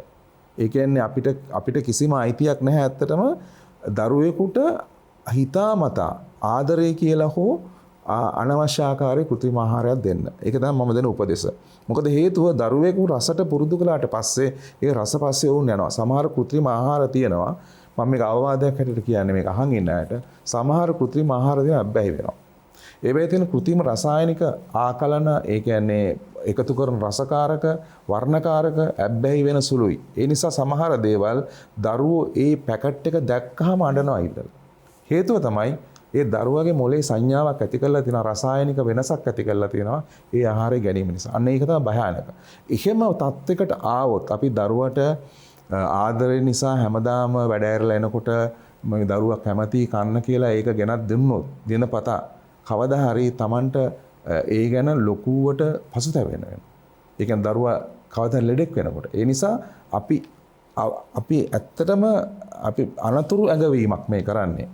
වෛද්‍යවරු හැටියට අපි අනතුරු ඇඟවීමක් කරනවා කෘත්‍රිම රසකාරක තියෙන කිසියම් ආකාරයක ස්වභාවික ද්‍රව්‍ය අඩංගු නොවන ආහාර ඔබේ දරුවට දෙනවා නම් ඒ දරුවන් ඒවට ඇබ්බැහි වෙන්න තියෙන ඉඩකඩ වැඩි. මොකද ලෝකයේ ආහාර කර්මාන්තය තමයි රසායනික ද්‍රව්‍ය වැඩිම පාවිච්චි කරන්නේ. ඒක මං හිතන්නේ 20-30000ක් මේ වෙනකොට. ඒවෙන් වැඩි හරියක් සමහර ලාවට ඒ රසායනික ද්‍රව්‍ය තහනම් සමහර රටවල්. අපේ වගේ රටවල් සමහර ඒවා පාවිච්චි කරනවා. සමහර දියුණු රටවල් වල කුඩා දරුවන්ට ඒ ආහාර ද්‍රව්‍ය පිළිබඳ දැනීම් දාන්න දෙන්නේ නැහැ. මොකද සමහර සමාගම් භාවිතා කරනවා ඒ වෙළඳ දැන්වීම් සමග විද්‍යුත් ඒකට අපි කියන්නේ ඉලෙක්ට්‍රික් ඉම්පල්ස් එකක්. ඒ කියන්නේ විද්‍යුත් සංනිවේදන තරංග භාවිතා කරනවා දරුවන්ගේ මොලේ වෙනස් කරන්නේ. හොයාගෙන තියෙනවා. වෛද්‍යතුමනි මේ ඇත්තටම පුංචි දරුවන්ට ලබා දෙන පිටි කිරි එහෙමත් නැත්නම් මව් කිරි වෙනුවෙන් ලබා දෙන ආදේශක කිරි වලින් දරුවන්ගේ ඥානය නැත්නම් නුවණ ඇති කිරීම එහෙමත් නැත්නම් ක්‍රියාශීලී දරුවන් හදන්න මේ ක්‍රිකට් ගහන්න පුළුවන් එහෙමත් නැත්නම් හොඳ දැනුමක් පෙනුමක් තියෙන දරුවන් හදන්න මේ වගේ දේවල් කරන්න පුළුවන්ද? බෑ. ඒක හිතා පැහැදිලි. ඒවා නිකන් මේ අපි වල කියන්නේ ඇත්තටම වෙළඳ කූට වෙළඳ උපක්‍රම. ඒ කියන්නේ දරුවෙකු බුද්ධිමත් කිරීම හෝ දරුවෙකුගේ තියෙන බුද්ධි මට්ටම වැඩි කිරීම හෝ එහෙම ගණන් වගේ විෂයක තියෙන ඒ ගණන් හැදීමේ හැකියාව වැඩි කිරීම හෝ ඒව කරන්න බෑ ආහාරයක් එහෙම පිටිකිරි දුන්නා කියලා යම් කිසි ආකාරයක. මොකද පිටිකිරි කියන එක සකස් කරන්නේ මම පිටිකිරි ගැන අපිට වෙනම කතා කළ යුතු මාතෘකාවක් නම් මම කෙටියෙන් කියන්නම්. පිටිකිරි කියන එක ලෝකේ සකස් කරන්නේ ඒ ගොවිපළ ආහාරකුන්ගෙන් ගන්න කිරි වෙනස් කළා. ඒක ඇත්තටම එලකිරි වල තියෙන සංවිතියක් නැහැ ඇත්තට ගත්තොත් එහෙම. එතකොට ඒක කල්තබා ගන්න පුළුවන් ආකාරයට අරගන්නවා. එතකොට ඒ කිරිවල අර හරකුන්ගේ ආහාරවල තියෙන සියලුම දේවල් තියෙනවා. ඒ කියන්නේ අපි විශ්වාස කරනවා අපිට පෙන්වන ඒ හරක් පට්ටි තියෙන්නේ ඊටාත්ම හොඳ ලස්සන කොළපාට තනවින් තියෙන ඒ වගේම පිරිසුදු ජලයේ තියෙන ඒ තැන්වල කියලා. ඒවා එහෙම නැහැ. ඇත්ත කතාව. හැබැයි වෛද්‍යතුමනි මේ අපිට පුංචි කාලේ කිව්වේ ගොටුකොළ වැඩිපුර කන්න ඕනේ. එතකොට මතක ශක්තිය ඇති වෙනවා. රතු ලුණු කාපුවාම ඇස් පෙනීම වැඩි වෙනවා. මේ වගේ ස්වභාවික ආහාර ගැන කිව්වනේ. ඉතින් මේ ස්වභාවික ආහාරවල තියෙන ගුණ, එන්සයිම මේ සියල්ල කැටි කරගත් ආහාරවල දරුවන්ට අවශ්‍ය මේ වගේ ගුණාංග තියෙනවා කියලා සමහර වෙලාවට සමහරව හිතනවා. එහෙම වෙන්න බැරිද? ඍජු පිළිතුරක් නෑ. ඒ කතාව හරි. ඒ කතාවකට අපි ඒකඟයි. ඒ කියන්නේ අපිට සමාගමකින් ගෙනත් දෙන එලකිරි වලට වඩා අපේ වත්තෙන් ගන්න ගොටුකොළ වලින් අපිට විශ්වාසය තියෙන්න ඕනේ. මොකද ගොටුකොළ කෑවහම මොලේ වැඩෙනවා, බුද්ධි වර්ධනය වෙනවා කියන එකට සාක්ෂි තියෙනවා. ඒක හරියට හරි මොකද පර්යේෂණාත්මක ඔප්පු වෙච්ච දෙයක්. ගොටුකොළ වලින් ඒක සිද්ධ වෙනවා. ගොටුකොළ විතරක් නෙවෙයි තවත් පලා වර්ග තියෙනවා. ඒ පලා වර්ග වල තියෙන ಗುಣ අපිට වෙනම කියන්න පුළුවන් ඒවා තියෙන ಗುಣ.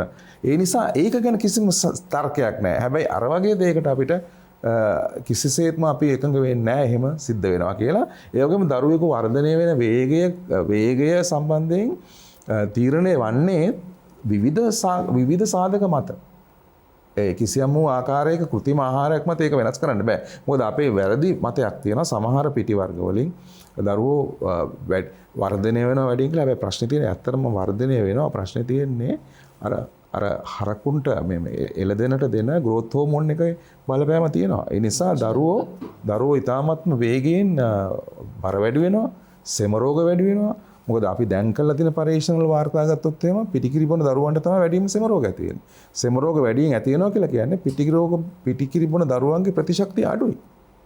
ඒ නිසා දරුවෙකු නිරෝගී බවට පත් කරගන්න නම් ස්වභාවික ආහාර පාන වලට කුඩා කාලේ සිට පුරුදු කළ යුතුමයි. ඒක තමයි අපේ ආවාද. වෛද්‍යතුමනි මේ ආහාරවල ඖෂධීය ගුණ තියෙනවායි කියලා මෙතුමාගේ කතාවේ කියනවා. ඖෂධමය ආහාර ගුණ සහිත ආහාර තියෙනවද? ඇත්තටම ආහාරවල කොහොමද ඖෂධීය ගුණ අන්තර්ගත වෙන්නේ? මෙහෙමයි. ඇත්තටම ඖෂධීය ගුණ ආහාරවලට ගන්න අපේ මේ පරිසරයේ හැදෙන වැටෙන දේවල්නේ අපි ගන්නෙ. මොකද ඒ රටවල ඒ පරිසරයන්ට ගැලපෙන දේවල් හැදෙන්න වැඩිනේ. මේවා තමයි අපි ආහාරවලට ගන්නෙ. ඒතර අපි ඖෂධ වලට ගන්නෙ මොනවද? ඖෂධ වලට ගන්නෙත් මේ පරිසරයේ අපිට හැදෙන වැටෙන දේවල් තමයි අපි ඖෂධ වලට ගන්නෙ. දැන් අපි උදාහරණයක් විදිහට ගත්තොත් දැන් අපි ප්‍රතිශක්තිකරණය ගැන කතා කළානේ. ඉතින් අපි දැන් බොහෝ විට සමහරු කියනවා දැන් වැටකොළු පතවල කෑවම කිසිම වැඩක් නැහැ වතුර විතරයි තියෙන්නේ කියලා. නමුත් ඇත්තටම අද පරිශ්‍රණ මගින් ඔප්පු වෙලා තියෙන වැටිකල පතවල වල මේ ශරීරයේ රෝග වලට වෘතු දීමේ හැකියාව බොහොම වැඩි කරන්න පුළුවන් ගුණ තියෙනවා කියලා. මොකද අපේ දරුවන්ට තමයි වැටකොළු පතවල දෙන්න හැවුවත් කන්න ටිකක් මැලි කරනවා. මොකද ඒ අපි හුරු කරලා තියෙන එතෙන්ට අපේ දරුවෝ. මොකද ගෙවල් වල උනත් සමහර වෙලාවට දැන් අපි කනවා අපේ දරුවෝ සමහරට වැටකොළු පතවල කන්න මැලි වෙන. එතකොට එයාලයි දරුවොත් මොකද වෙන්නේ? එයාලගේ දරුවන්ට අරව ලැබෙන්නේ අම්මා තාත්තා කන්නේ නැත්නම් ඒ ගෙදර ඒ දේවල් උයන්නේ නැහැ. එතකොට ඒක ලැබෙන්නේ නැහැ. ඉතින් මේ විදිහට අපි ගන්න හැම ආහාරයකම ඖෂධීය ගුණයක් අනිවාර්යයෙන් තියෙනවා. ඒ තියෙන නිසා තමයි අපේ ශරීරයේ නිරෝගීතාවය ඇති වෙන්නේ. නැත්නම් අර රෝග වලට ඔරොත්තු වීමේ හැකියාව සහ ශරීර වර්ධනය ඒ සියල්ලම සිදු වෙන්නේ අර මම මුලින් කිව්ව මේ ආයු වර්ණ සැප බල ප්‍රඥා බුද්ධි කියන මේ ආයුර්වේද සඳහන් කරලා තියෙන මේ සියලු කරුණු ඉෂ්ට වෙන්නේ මේ අපි ගන්න ආහාරයේ තියෙන ඖෂධීයමය වටිනාකම අගයන් නිසා. ඒ නිසා මේක ඊටාම වැදගත්. මොකද අපි ඊළඟට අපි තව විදිහකට අනුගත වීම කිව්වා අපේ මුළු තැඟිය කියන්නේ ඖෂධ ගබඩාවක් කියලා. එහෙම අපි හඳුන්වන්න පුරුදු වෙලා තියෙන්නේ අපේ මුළු තැඟියේ තියෙන සියලු ද්‍රව්‍යයන් ඖෂධ. ඇත්තටම මේ හැම දෙයක්ම අපි අපේ ඖෂධ සඳහා පාවිච්චි කරනවා. ඒ වගේම ආහාර සංස්කරණයේදීත් මේවා පාවිච්චි කරනවා. එහෙමනම් මේ අපි ගන්න ආහාරයේ අනිවාර්යයෙන්ම ඖෂධීය ගුණයක් තියෙනවා. අපි දැන් අපි බත් අපේ රටේ ප්‍රධාන ආහාරය. අපි එතකොට සහල් ගත්තොත් සහල් විවිධ වර්ගවල සහල් තියෙනවා. මේ සහල් අපි උපයෝග කරන විවිධ ප්‍රධාන වශයෙන් මේ බත් විදිහට ආහාරයට ගැනීමට අමතරව විවිධ ඖෂධීය කැඳ වර්ග සකස් කරන්න, විවිධ ඖෂධ සකස් කරන්න මේ සහල් උපයෝගී කරගන්නවා. එතකොට මොකද ඒ එහෙම කරන්නේ ඇයි? මේ ඒවයි තියෙන ඖෂධීය ගුණ සමහර වෙලාවට මේ සමහර රෝග සඳහා විශේෂිත හාල් නිර්දේශ කරලා තියෙනවා. අපි දන්නවා දැන් අක්මාගත මේ අපි නවීන විදිහට කියනවා මේ සිරෝසිස් කියලා. නැත්නම් ඒ රෝග අවස්ථාවලදී අපි මේ පොළල් හාල් එහෙම තියෙනවා. ඊට පස්සේ විවිධ වර්ගයේ දේශීය හාල් තියෙනවා. මේවා අපි කැඳ හදලා දෙනවා. ඒ උපයෝග කරගෙන අපි යකිනාරංකොල මේ වගේ දේවල් අරගෙන කැඳ වර්ග හදලා දෙනවා. ඉතින් ඇත්තටම ඒ අපි ආහාරයට ගන්න දේවල් අපි ඖෂධ වලටත් ගන්නවා. ඉතින් ඒකෙන් කියවෙන්නේ මොකද මේ ගන්න ආහාර ද්‍රව්‍ය සියල්ලෙම අනිවාර්යයෙන්ම ඖෂධීය ගුණ තියෙනවා. ඒ නිසා තමයි අර මම කිව්වේ දේශාත්මීය ආහාර කියලා මුලදී කිව්වේ. මොකද ඒ සභාධර්මය විසින් ඒවා නිර්මාණ මවල දීලා තියෙන්නේ මොකද අපේ නිරෝගීතාවය රැක ගැනීම සඳහා. අන්න එතන තමයි වැදගත්කම දෙන්නේ. මොකද ඒ නිසා තමයි අපි මේ ගන්න ආහාරවල නැවතත් මම කියන්නේ ඖෂධීය ගුණය අනිවාර්යයෙන්ම තියෙන එක කියන එක. හොඳයි අපි සූදානම් විරාමයක් ලබා ගන්න. විරාමයෙන් අනතුරුව නැවතත් මේ ගැන කතා කරමු.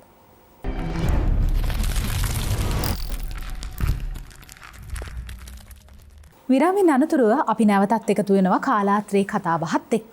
අද මාතෘකාව පෝෂණය සහ දේශීය වෙදකම. වෛද්‍යතුමනි අපි හැමෝම අද වෙද්දි කාර්ය බහුලයි. ඉස්සර නම් පවුලේ පියා විතරයි රැකියාවක් කරේ. හැබැයි අද මවටත් මේ ආර්ථික සටනට මුහුණ දෙන්න රැකියාවක් කරන්න සිද්ධ වෙලා තියෙනවා. කාර්ය බහුලත්වය සහ අපේ ආදායම් මාර්ග ආදායම උපයන ක්‍රමය ආහාරවලට ඇති කරපු බලපෑම මොන වගේද? තවත් විශේෂී ප්‍රශ්නයක්.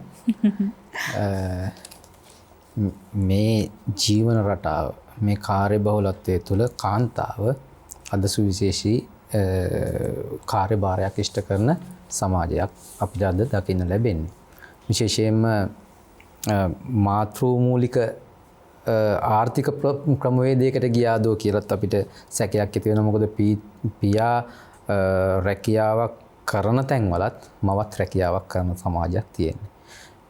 පියා රැකියාවක් කරද්දී මව රැකියාවක් නොකරන තැන් තියෙන ඉතාමත්ම අල්ප වශයෙන් තමයි අද අපිට සමාජය දකින්න ලැබෙන්නේ. ඉතින් මේ හේතුව නිසා පෝෂණය, දරුවන්ගේ පෝෂණය, ගෙදර පෝෂණය, සමස්තයක් විදිහට ගත්තාම ගමේ පෝෂණය, මේ ප්‍රජාවගේ පෝෂණය, මේ අපේ මානව ප්‍රජාවගේ පෝෂණය සම්බන්ධව මේක බලපෑමක් ඇති කරන තත්ත්වයක්. උදේ 4ට නැගිටිනවා මව.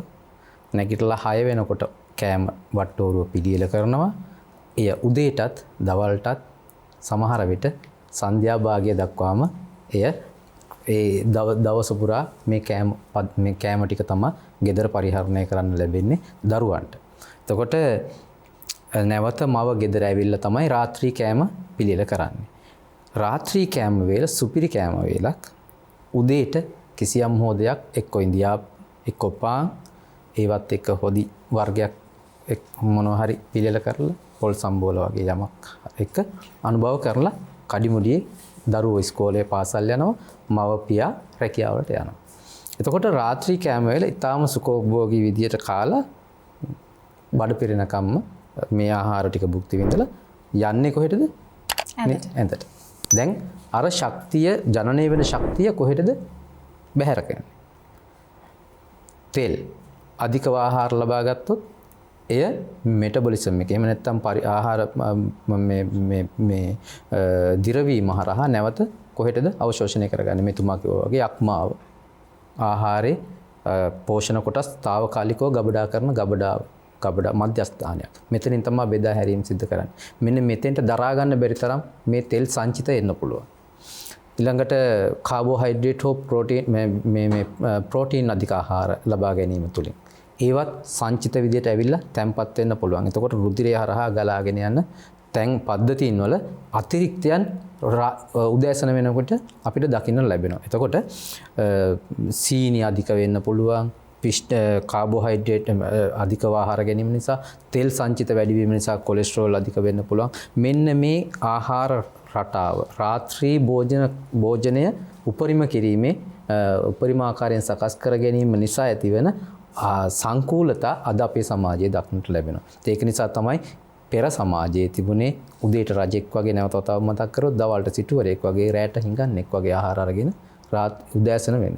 මේම බෞද්ධ දර්ශනය තුලත් අපිට පිළිඹු වෙනවා. රාත්‍රී දාන වේල ස්වාමින් වහන්සේලා විසින් වළඳන්නේ නැහැ. උදෑසන දාන වේල, දහවල් දාන වේල, රාත්‍රී මං හිතන්නේ ඔසුපැන් හෝ යම් පානයක් පමණයි උන්වහන්සේලා වළඳන්නේ. එතකොට මේක තමයි බෞද්ධ දර්ශනයේ තියෙන, මේක තමයි ආයුර්වේද දර්ශනයේ සහ දේශීය සාම්ප්‍රදායික දැනුම පද්ධතිය තුලක් තියෙන්නේ. එතකොට මේ පද්ධතියෙන් ඔබට ගිහින් තමයි අපි මේ ගෘහණිය රූපවාහිනිය තුල සහ මේ නූතන සමාජය තුල තියෙන මේ පවතින දැනුම් පද්ධතියත් එක්ක උපයෝගී කරගෙන රාත්‍රී භෝජන සංග්‍රහය පිළියෙල කරමින් දවල් සහ උදෑසන ආහාර වේල් පිළිබඳව අමතක කරමින් යන ගමනක. එතකොට අපි කොහොමද ප්‍රතිශක්තිය නිර්මාණය කරන්නේ? එතකොට අපි මේ සමාජයට උපදෙස් දෙන්න ඕන වෛද්‍යවරු විදිහට අපිට උපදෙස් දෙන්න පුළුවන්. ප්‍රජාමූලික වැඩසටහන් වලදී අපි මට මතකයි මම ප්‍රජා සෞඛ්‍ය වෛද්‍යවරයෙක් විදිහට හක්මුණ ප්‍රදේශයේ මගේ රාජකාරිය ආරම්භ කරපු වෙලාවේ මම ප්‍රජාව දැනුවත් කරා. එතෙන්දී මට දකින්න ලැබෙන ප්‍රධාන දේ තමයි හක්මුණ ප්‍රදේශය කියලා කියන්නේ ගොවිතැන් වී ගොවිතැන් ප්‍රමුඛත්වය ලබා දෙන පරිසරයක්. වී ගොවින් අතිශය අපිත් එක්ක සම්බන්ධ වෙලා කටයුතු කරා. මෙවුන් ඔවුන් අපෙන් ඇහුවේ කොහොමද මේ මිනිස්සුන්ට හිතසුව පිණිස ආහාර සඳහා මේ බත් හාල් ගොවිතැන කරගන්නේ කියන එක. ඉතින්දී අපිට කරුණු තේරුම් කරලා දෙන්න සිද්ධ වුණා. ඔවුන් පාවිච්චි කරේ කෘෂි මම මේ රාජ්‍ය ආයතන විතර නෙවෙයි විද්‍යා තාක්ෂණික ක්‍රමවේද හරහා ඔවුන් වැඩි දියුණු කරපු තාක්ෂණික සහ අස්වැන්න වැඩි ඵලදාව ලබාගත් ආහාර වර්ග තමයි මේ වගා කන්න වලට යොදාගත්තේ. උදාහරණයක් විදිහට BG400 ඒ වගේ මේ අඩු කාලෙකින් වැඩි ඵලදාවක් ලබා ගන්න ආහාර රටාව ආහාර පද්ධතිය. එතකොට අපි මේකත් තමයි පොලෙන් ගෙනල්ලා අපිට කෑමට මේසට එන්නේ. එතකොට එකක් ඒක. ඒකේ තියෙන අහිතකර ප්‍රතිඵලය මම විස්තර කරන්නම් ඉතා කෙටියෙන් මේ කාලරාමු අඩු නිසා. අපි මේ ගන්න වී ඇටේ පැල කළොත් ඒක බිත්තර වී කරගෙන ඒ බිත්තර විය පැල කරොත් ඒ පැල වෙනවා මේක. මේ පැල වෙන ගහෙන් හැදෙන වී කරලබොත් එහි ජාන ශක්තිය නැහැ ඊළඟ પરම්පරාව වරන් යන. මේ මම මේ කියන්නේ ජාන පරිවර්තනය කරලා හදන බිත්තර වී වල තියෙන தත්ත්වය. එතකොට ඒව තමයි අපි මේ ගෙනල්ලා කෑමට ගන්න. පැහැදිලිද දැන් මම කියපු කාරණේ. එතකොට අපේ ස්වභාවික සම්ප්‍රදායික ආහාර පද්ධතිය තුල ආහාර රටාව තුල තිබුණේ අතීතයේ මේ ජාන පරිණාමය කරපු නැති ආහාර තමයි තිබුණේ. ඔය ඒ බිත්තර වී වල හෝ එහෙම නැත්නම් ඒ බිත්තර කියන්නේ නැවත වගාව සඳහා යොදා ගන්නා වූ අස්වැන්න තුල තියෙන ඒ බීජවල ඊළඟ પરම්පරාව බිහි කිරීමේ ඥාන ශක්තිය තිබුණා. දැන් මේ ඥාන ශක්තිය අපේ නැති ආහාර තමයි අස්වැන්නක් විදිහට පළදා විදිහට අපිට ඇවිල්ලා මේ වෙළඳ පොලෙන් මේ තවදුරටත් ඒ කෘතිම කල් තබා ගැනීමේ ක්‍රමවේද වලට නතු වෙලා අපේ ගෙදරට අපේ මුළු තැන්ගෙට එන්නේ. ඒව තමයි අපි මේ කන්නේ. ඒ කන කෑමත් රාත්‍රිය තුල තමයි වැඩිපුර පරිභෝජනය කරන්නේ. එතකොට අපේ මේ සමාජයේ ගමන් කරන ස්ථානය පිළිබඳව පැහැදිලිව අපිට නිර්ණායක හදන්න සිද්ධ වෙනවා. අනාගතයේ අඳුරු වේගන යන දරු පරපුරක් තමයි අපිට නිර්මාණය වෙන්නේ. මේකෙන් වළක්ව ගන්න අපි මේ විශේෂයෙන්ම කාන්තාව සහ මුළුතන්ගේ සහ ස්වාමි පුරුෂයාත් ඇතුළුව මේ දරු පද්ධති මේ ප්‍රජාවම දැනුවත් කරන්න ඕන අතිශය භයානක තැනක තමයි මේ සමාජයේ තියෙන්නේ. වෛද්‍යතුමනි මේ අපේ අත්තම්බලා සීයලා ජිම් එකට ගියේ නෑ. හැබැයි අපිට අපේ පැරණන්ගෙන් අධික තරබාරු පුද්ගලයන් දැක ගන්න හම්බුනේ නෑ. අධික තරබාරුකමත් එක්ක BMI එක අසමතුලිත වුණු රෝග ලක්ෂණ දකින්න තිබෙත් නෑ. ඒ වගේම තමයි අපි අපේ පැරණන්ගෙන් කොලෙස්ටරෝල්, දියවැඩියාව මේ වගේ රෝග ගැන කිසිම දවසක අහලා නෑ. අද වගේ හෙඩ් මසාජ් වලට ගියේ නැති වුණත් අපිට මානසික රෝග, මානසික ව්‍යාකූලතා ගැනත් අහන්න ලැබුණේ නැහැ. මොකද්ද මේ රහස? මේ රහස තිබ්බේ ඔවුන්ගේ ආහාර රටාව තුළද නැත්නම් ඔවුන් ඊට එහාගේ යමක් කරාද? ඇත්තටම ආහාර රටාව පමණක්ම නෙමෙයි. ඒකට හේතුව ඔවුන්ගේ ජීවන රටාව. ඒ කියන්නේ අපේ ජීවන ශෛලියේ නැත්නම් මේ ජීවන රටාවේ එක කොටසක් තමයි ආහාරය සහ පෝෂණය කියන්නේ. එතකොට අපේ මුතුන් මිත්‍යන්ගේ අර තිබිච්ච ඒ ජීවන රටාවේ මම හිතනවා ප්‍රධාන මුල් කණු තුනක් තිබුණා කියලා. එකක් තමයි ආහාරය. දෙවැන්න තමයි අපේ ඒ අයගේ තිබිච්ච ආධ්‍යාත්මික සහ මානසික සහනශීලී ජීවන රටාව. තුන්වෙනි කාරණය තමයි ඔවුන්ගේ අර පරිසරයත් එක්ක සම්බන්ධ වෙච්ච ක්‍රියාශීලීත්වය. දැන් වෛද්‍ය සේනක මහත්මයා කිව්වා වගේ දැන් අපේ දැන් මේ තියෙන ජීවන රටාවත් එක්ක අපේ තියෙන කුසීත ජීවන රටාවක්නේ.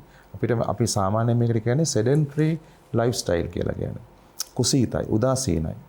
ඒක ලෝක සෞඛ්‍ය සංවිධානයේ පවා පිළිඅරන් තියෙනවා. අද බෝනෝන රෝග පැතිරියන්න ප්‍රධාන හේතු දෙකෙන් එකක්. ඒ කියන්නේ අපේ කායික වශයෙන් අපේ ක්‍රියාශීලීත්වය අඩුයි. අපි එතකොට ඒක එකක්. අනිත් එක ආහාර ගැනීමේ ක්‍රමවේද වෙනස්. ඒකට අපි ශරීරයට ගන්න ආහාර ප්‍රමාණයට අනුරූපව ක්‍රියාශීලී නැත්නම් යම්කිසි කොටසක් ඉතුරු වෙනවා. එතකොට මේ ඉතිරි වන්නේ ශක්තිය හැටියට. ඒතකොට ඒ ශක්තිය තමයි වෙනත් රෝග වලට පරිවර්තන වෙලා අපේ සෞඛ්‍යයට හානිකර වෙන්නේ. දැන් මේකට හොඳම වචනේ තමයි අලගෙඩි ජීවන රටාව එක කියන්නේ. ඒකට කියන්නේ අලගෙඩි ජීවන රටාව. ඒ කියන්නේ අර කවුච් පොටේටෝ කියලා වචනයක් තියෙනවානේ. ඒ කියන්නේ ඔහේ තිබ්බ තැන ඉන්නවා. ඒ කියන්නේ අපි වැඩි හරියක් දවසේ කාලය ගත කරන්නේ එක තැන. එක්ක වාඩි වෙලා විශේෂයෙන්ම වාඩි වෙලා එතකොට කාර්යාලීය වැඩවලදී අපි අපේ ගමන් කරන දුර ප්‍රමාණය අඩුයි. ඒක මැනගන්නේ නැහැ. දැන් සමහර රටවල් වල සෞඛ්‍ය ජාතික සෞඛ්‍ය ප්‍රතිපත්තියෙන්ම නියම කරලා තියෙනවා පුද්ගලයෙක් දවසකට ගමන් කරන්න ඕන පියවර සංඛ්‍යාව. ඔබ දැකලා ඇති ජපන් ජාතිකයින් එහෙම කකුලේ බැඳගෙන ඉන්න පොඩි මීටරයක්. ඒ මීටරේ හවසට ගලවලා බැලුවාම එයාට කියන්න පුළුවන් එයා දවසකට පියවර කීයක් ඇවිදලා තියෙනවද කියලා. ඒක සාමාන්‍යයෙන් 7000 8000 අතර සංඛ්‍යාවක් තමයි සෞඛ්‍ය සම්පන්න කෙනෙක් ඇවිදින්න ඕනේ. ඒ වගේම ඒ සඳහා ඔවුන්ට සමාජ ක්‍රමයක් හදලා තියෙනවා. ඒ කියන්නේ පොදු ප්‍රවාහන සේවය වැඩි දියුණු කරලා තියෙනවා. පොදු ප්‍රවාහන සේවය අතරතුර ඇවිදින්න තියෙන ඉඩකඩ වැඩි කරලා තියෙනවා. ඔවුන් බස් එකෙන් බහැලා බුදුම්බුරේට යන්න ගොඩක් දුර යන්න ඕනේ ඊට පස්සේ සමහරලාට. එතකොට ගමන් කරන්න හැමතිස්සෙම ඔවුන්ට දිරිමත් කරනවා. ඒ වගේ බයිසිකල් පැදීම වගේ දේවල් වෙනත් රටවල දැන් චීනය වගේ රටවල් වල බයිසිකලේ තමයි ආයතන ප්‍රධානියා එන්නේ. එතකොට සමහුඟා ගොඩනැගිලි වල 6 වෙනි තට්ටුවට යනකම් විදුලි සෝපාන වැඩ කරන්නේ නැහැ. පියගැට පෙළ නැගගෙන යන්න ඕනේ. එතකොට මෙන්න මේ වගේ වැඩපිළිවෙල හරහා මේ තියෙන නවීන ජීවන රටාවෙන් අපිව සීමා කරන එක අනිත් පැත්තෙන් අපි ජය ගන්න උත්සාහ කරන්න ඕනේ. ඒ කියන්නේ අපි පුළුවන් තරම් දැන් උදාහරණයක් හැටියට අපි කියමුකෝ රාත්‍රී ආහාරය අපිට ගන්න සිද්ධ වුණා කියලා රාත්‍රී ආහාරයේ විදියට. එතකොට අපි නිදා ගන්න වෙලාව පරක්කු කරන්න ඕනේ. මොකද රාත්‍රී ආහාරයත් නිින්දත් අතර අඩු වශයෙන් පැය 2.5ක පරතරයක් තියා ගන්න ඕනේ. අනිත් එක තමයි රාත්‍රී ආහාරය පුළුවන් තරම් කලින් ගන්න ඕනේ. ඔය උඟාක් සෞඛ්‍ය සම්පන්න ජීවන රටාවල් තියෙන රටවල් වල රාත්‍රී ආහාරය ගන්න 6ට 6:00 වෙනකොට රාත්‍රී ආහාරය අරන් ඉවරයි. ඒ කියන්නේ අපේ මේ ශාරීරික පද්ධතියත් විවේකව ඉන්න අවස්ථාවක් තමයි අපි දැන් ඒකට එයාට වැඩ දෙන්නේ. දැන් එයා දවල් ඉඳන් වැඩ කරනවා මේ මං කියන ශරීරය ඊට පස්සේ ඒ ශරීරයට විවේකයක් ඕනේ. ඒතකොට ශරීරයට විවේක ඕන වෙලාවටම අපි ලොකු ආහාරයක් දාපු ගමන් බඩට ඔන්න ඒ ඔක්කොම යන්ත්‍ර සූත්‍ර වැඩ කරන්න ගන්නවා. ඒතකොට එයාට නිින්දක් නැහැ. එයා මේක එතකොට මේ වැඩ කරන විදිය ස්වභාවික නැහැ. එතකොට රාත්‍රී ආහාරය අපි කලින් ගන්නවා කියලා කියන්නේ ශරීරයට විවේකයක් දීලා ශරීරයටත් යම් කිසි අවස්ථාවක් දෙනවා නැවත අලුත් වැඩියා වෙන්න. දැන් මේ නිසා තමයි අපි අර වෛද්‍ය සමරකෝන් මහත්මයා කිව්වනේ අර ආහාර වර්ගයක් ඔය පතෝල වැටකොළු පිපිඤ්ඤා වට්ටක්ක වගේ දේවල් දැන් මේවට කියන්නේ ලෙඩ කෑම කියලා. ඇයි මේවට ලෙඩ කෑම කියන්නේ? දැන් මේවට සාමාන්‍යයෙන් ලෙඩ කෑම කියන්නේ මේවා නිකන් කිසි ගුණයක් නැති පෝෂණයක් නැති දිය කෑම වගේ කියන අදහසනේ. ලෙඩ්ඩු කන දේවල්. හැබැයි ඇයි මේවා ලෙඩ්ඩුන්ට දෙන්නේ? ලෙඩ්ඩුන්ට දෙන්නේ ඔවුන්ගේ ප්‍රතිශක්තිය වර්ධනය කරන්න. එතකොට දැන් අපේ සමාජයේ ඉන්න නිරෝගී අයද? මං කියන්නේ සමාජයේ ඉන්නේ කොටස් දෙකයි. මේ සමාජයේ ඉන්නේ කොටස් දෙකයි. ලෙඩ්ඩු ඉන්නවා, ලෙඩ වෙන්න නියමිත කට්ටියක් ඉන්නවා. ඔය දෙකෙන් ඉන්නේ. හරිද? මම නම් ඇත්තටම දකින්නේ මොනවා කොච්චර මොනවා කළත් අර නොමලගේකින් අබයටයක් වෙනවා වගේ තමයි සංඝ සම්පූර්ණ නිරෝගී පුද්ගලයෙක් හොයන්න පුළුවන්. මොනවා කිව්වත් කොහෙන් හරි ලෙඩක් ඇතිලානේ. ඒ නිසා ලෙඩ්ඩු කොටසක් ඉන්නවා, ලෙඩ වෙන්න නියමිත කොටසක් ඉන්නවා. ඇයි ඉතින් අර ලෙඩ්ඩු කන කෑමම ලෙඩ වෙන්න නියමිත කොටස කෑවට කමක් නැහනේ. ඉතින් ඒක තමයි ලෙඩ කෑම කියන්නේ. එහෙනම් අපිත් අර ලෙඩ්ඩු කන කෑම කනවා නම් අපිට තව ටිකක් කල් ලෙඩ නොවි ඉන්න පුළුවන් කියලා මම විශ්වාස කරනවා. ඒ නිසා අපි හැමතිස්සෙම අනිත් කාරණේ තමයි අර ආර්ථිකයට සම්බන්ධ ප්‍රශ්නය. ඒ කියන්නේ අපි වැඩිපුරම අපි හම්බ කරන දේවල් වලින් වියදම් කරන්නේ කන්නයි අඳින්නයිනේ. ඇත්ත කතාවක කන්නයි අඳින්නයි. ඇත්තටම අපි ස්වභාවික ආහාර රටාවකට පුරුදු වුණොත් අපේ කෑම වලට යන වියදමෙන් භාගයක් කපා හරින්න පුළුවන්. මොකද අපි මිල අධික ආහාර කියලා ගේන්නේ ඇත්තටම ස්වභාවික දේවල් ටික නෙමෙයි. අනිත් දේවල් ටික. ටින් කරපු පැකට් කරපු ආහාර ටික තමයි වැඩිපුර යන්නේ. එතකොට අපි පොලෙන් ගිහිල්ලා පොලේ රවුමක් ඇවිදලා ආහාර ටික අර ලෙඩ එළවලුත් එක්ක ආහාර ටිකක් අරගෙන ආවට පස්සේ අපිට පුළුවන් නම් අපිට දැන් අද වෙනකොට ඔය පාරම්පරික සහල් වර්ග තියෙනවා. මොකද අපි බත් ගොඩාක් කන්න පුරුදු වෙච්ච જાතියක් නේ දැන් මේ මෑතක ඉඳන්. ඒ නිසා අපි අර බත් ගොඩාක් කන එක වෙනුවට පොඩි බත් ප්‍රමාණයක් එක්ක වැඩිපුර අනිත් දේවල් එළවලු කොළ වර්ග අල වර්ග වගේ දේවල් ධාන්‍ය වර්ග වගේ දේවල් පුරුදු වෙනවා නම් අපේ ආහාර පරිසරයේ තියෙන විවිධත්වය මේ කෑම පිඟානේ දකින්න පුළුවන් වෙනවා. ඒ කියන්නේ වර්ග වලින් විවිධත්වය, පාට වලින් විවිධත්වය. දැන් අපිට පුළුවන් ද කෑම පිඟාන අරගෙන එක දිහා බලලා සතුටු වෙන්න මේකේ පාට ටික ඔක්කොම තියෙනවා කියලා. අඩු වශයෙන් පාට 5ක්වත් තියෙන්න ඕන කෑම පිඟාන. පාට 5ක්වත් තියෙන්න ඕන. ඒක තමයි අලුත් සංකල්පය. ඒ වගේම අපි අඩු වශයෙන් සතියකට වර්ග 35ක්වත් විවිධත්වයක් ඇතුව මේ රේන්ජ් එක හදාගන්න. පරතරය. මේ සමාවෙන්න අපි මේ අතේ ඇඟිලි වලින් නානාගෙන කන ජාතියක් නිසා මේ වර්ගීකරණය සහ වර්ණ සංකරණයත් බොහොම වැදගත් නේද? අපි හැඳි ගෑරප්පු වලින් කන ජාතියක් නෙමෙයිනේ. ඒකට අපි වර්ණ වලින් එන්නේ ඒ වර්ණයකින් සෑම වර්ණයක් පිටිපස්සෙම තියෙන්නේ පෝෂණ සංඝටකයක්. අපි දන්නවා තැඹිලි පාට සහ කහ පාට ඒවයි කැරොටින් අඩංගුයි. ඒ දම් පාට වගේ ආහාරවල තියෙනවා ඇන්තොසයනින් කියන එක. දැන් ඒ වගේ දැන් මේවා සොයාගෙන අවසానයි. ඒ නිසා අපේ අර පැරණන්ගේ ආහාර රටාවේ තිබිච්ච විද්‍යාත්මක පදනම ගැන ආයි කිසිම කෙනෙකුට ප්‍රශ්න කරන්න බෑ. ඒක 100%ක්ම විද්‍යාත්මකයි. ඒ කියන්නේ නවීන විද්‍යාවට අනුකූලයි ඒක කරගෙන ගිය ක්‍රමය. දැන් අපිට ප්‍රශ්න වෙලා තියෙන්නේ අපිට ආපහු හැරෙන්න අමාරුකම තියෙන්නේ. ආපහු හැරෙන්න ආකල්පමය වෙනසක් කරගන්න බෑ. මොකද අපි හිතනවා සමහර ආහාර ගත්තාම මේක මදිකමක් කියලා. දැන් අපි හිතමු පොලොස් මාළුවක්, කොස්සට මාළුවක්, එහෙම නැත්නම් කොළමැල්ලුමක් එක්ක ආහාරයක් ගත්තාම මේක දුප්පත්කමේ සංකේතයක් වෙන්න පේන්නේ. දැන් සොසේජස් එකක්, මීට් බෝල් එකක්, එහෙම නැත්නම් චිකන් කෑල්ලක් තියෙනකොට අපි හිතනවා මේක බොහොම සෞඛ්‍ය සම්පන්න ආහාරයක් කියලා. දැන් අද රටේ තියෙන ප්‍රධානම දේ තමයි ප්‍රෝටීන් ගැන මිත්‍යාවක් තියෙනවා. ඒ කියන්නේ ආහාරය සම්බන්ධයෙන් මේ ප්‍රෝටීන් අපි අපේ වැඩිපුර අවධානය තියෙන ප්‍රෝටීන් ගැන. දැන් දරුවෙකුට වුණත් මේ දරුවට මේ කිසිම දෙයක් නැහැනේ මේ ಗುಣ දෙයක්. මේ ළමයට වැටෙන්නේ නැද්ද පෝෂණීය දෙයක්? මොනවද පෝෂණීය දේවල් කියන්නේ? කුකුල් මස් කෑල්ලක්වත් අඩු ගන්න එහෙමනේ කියන්නේ නේද?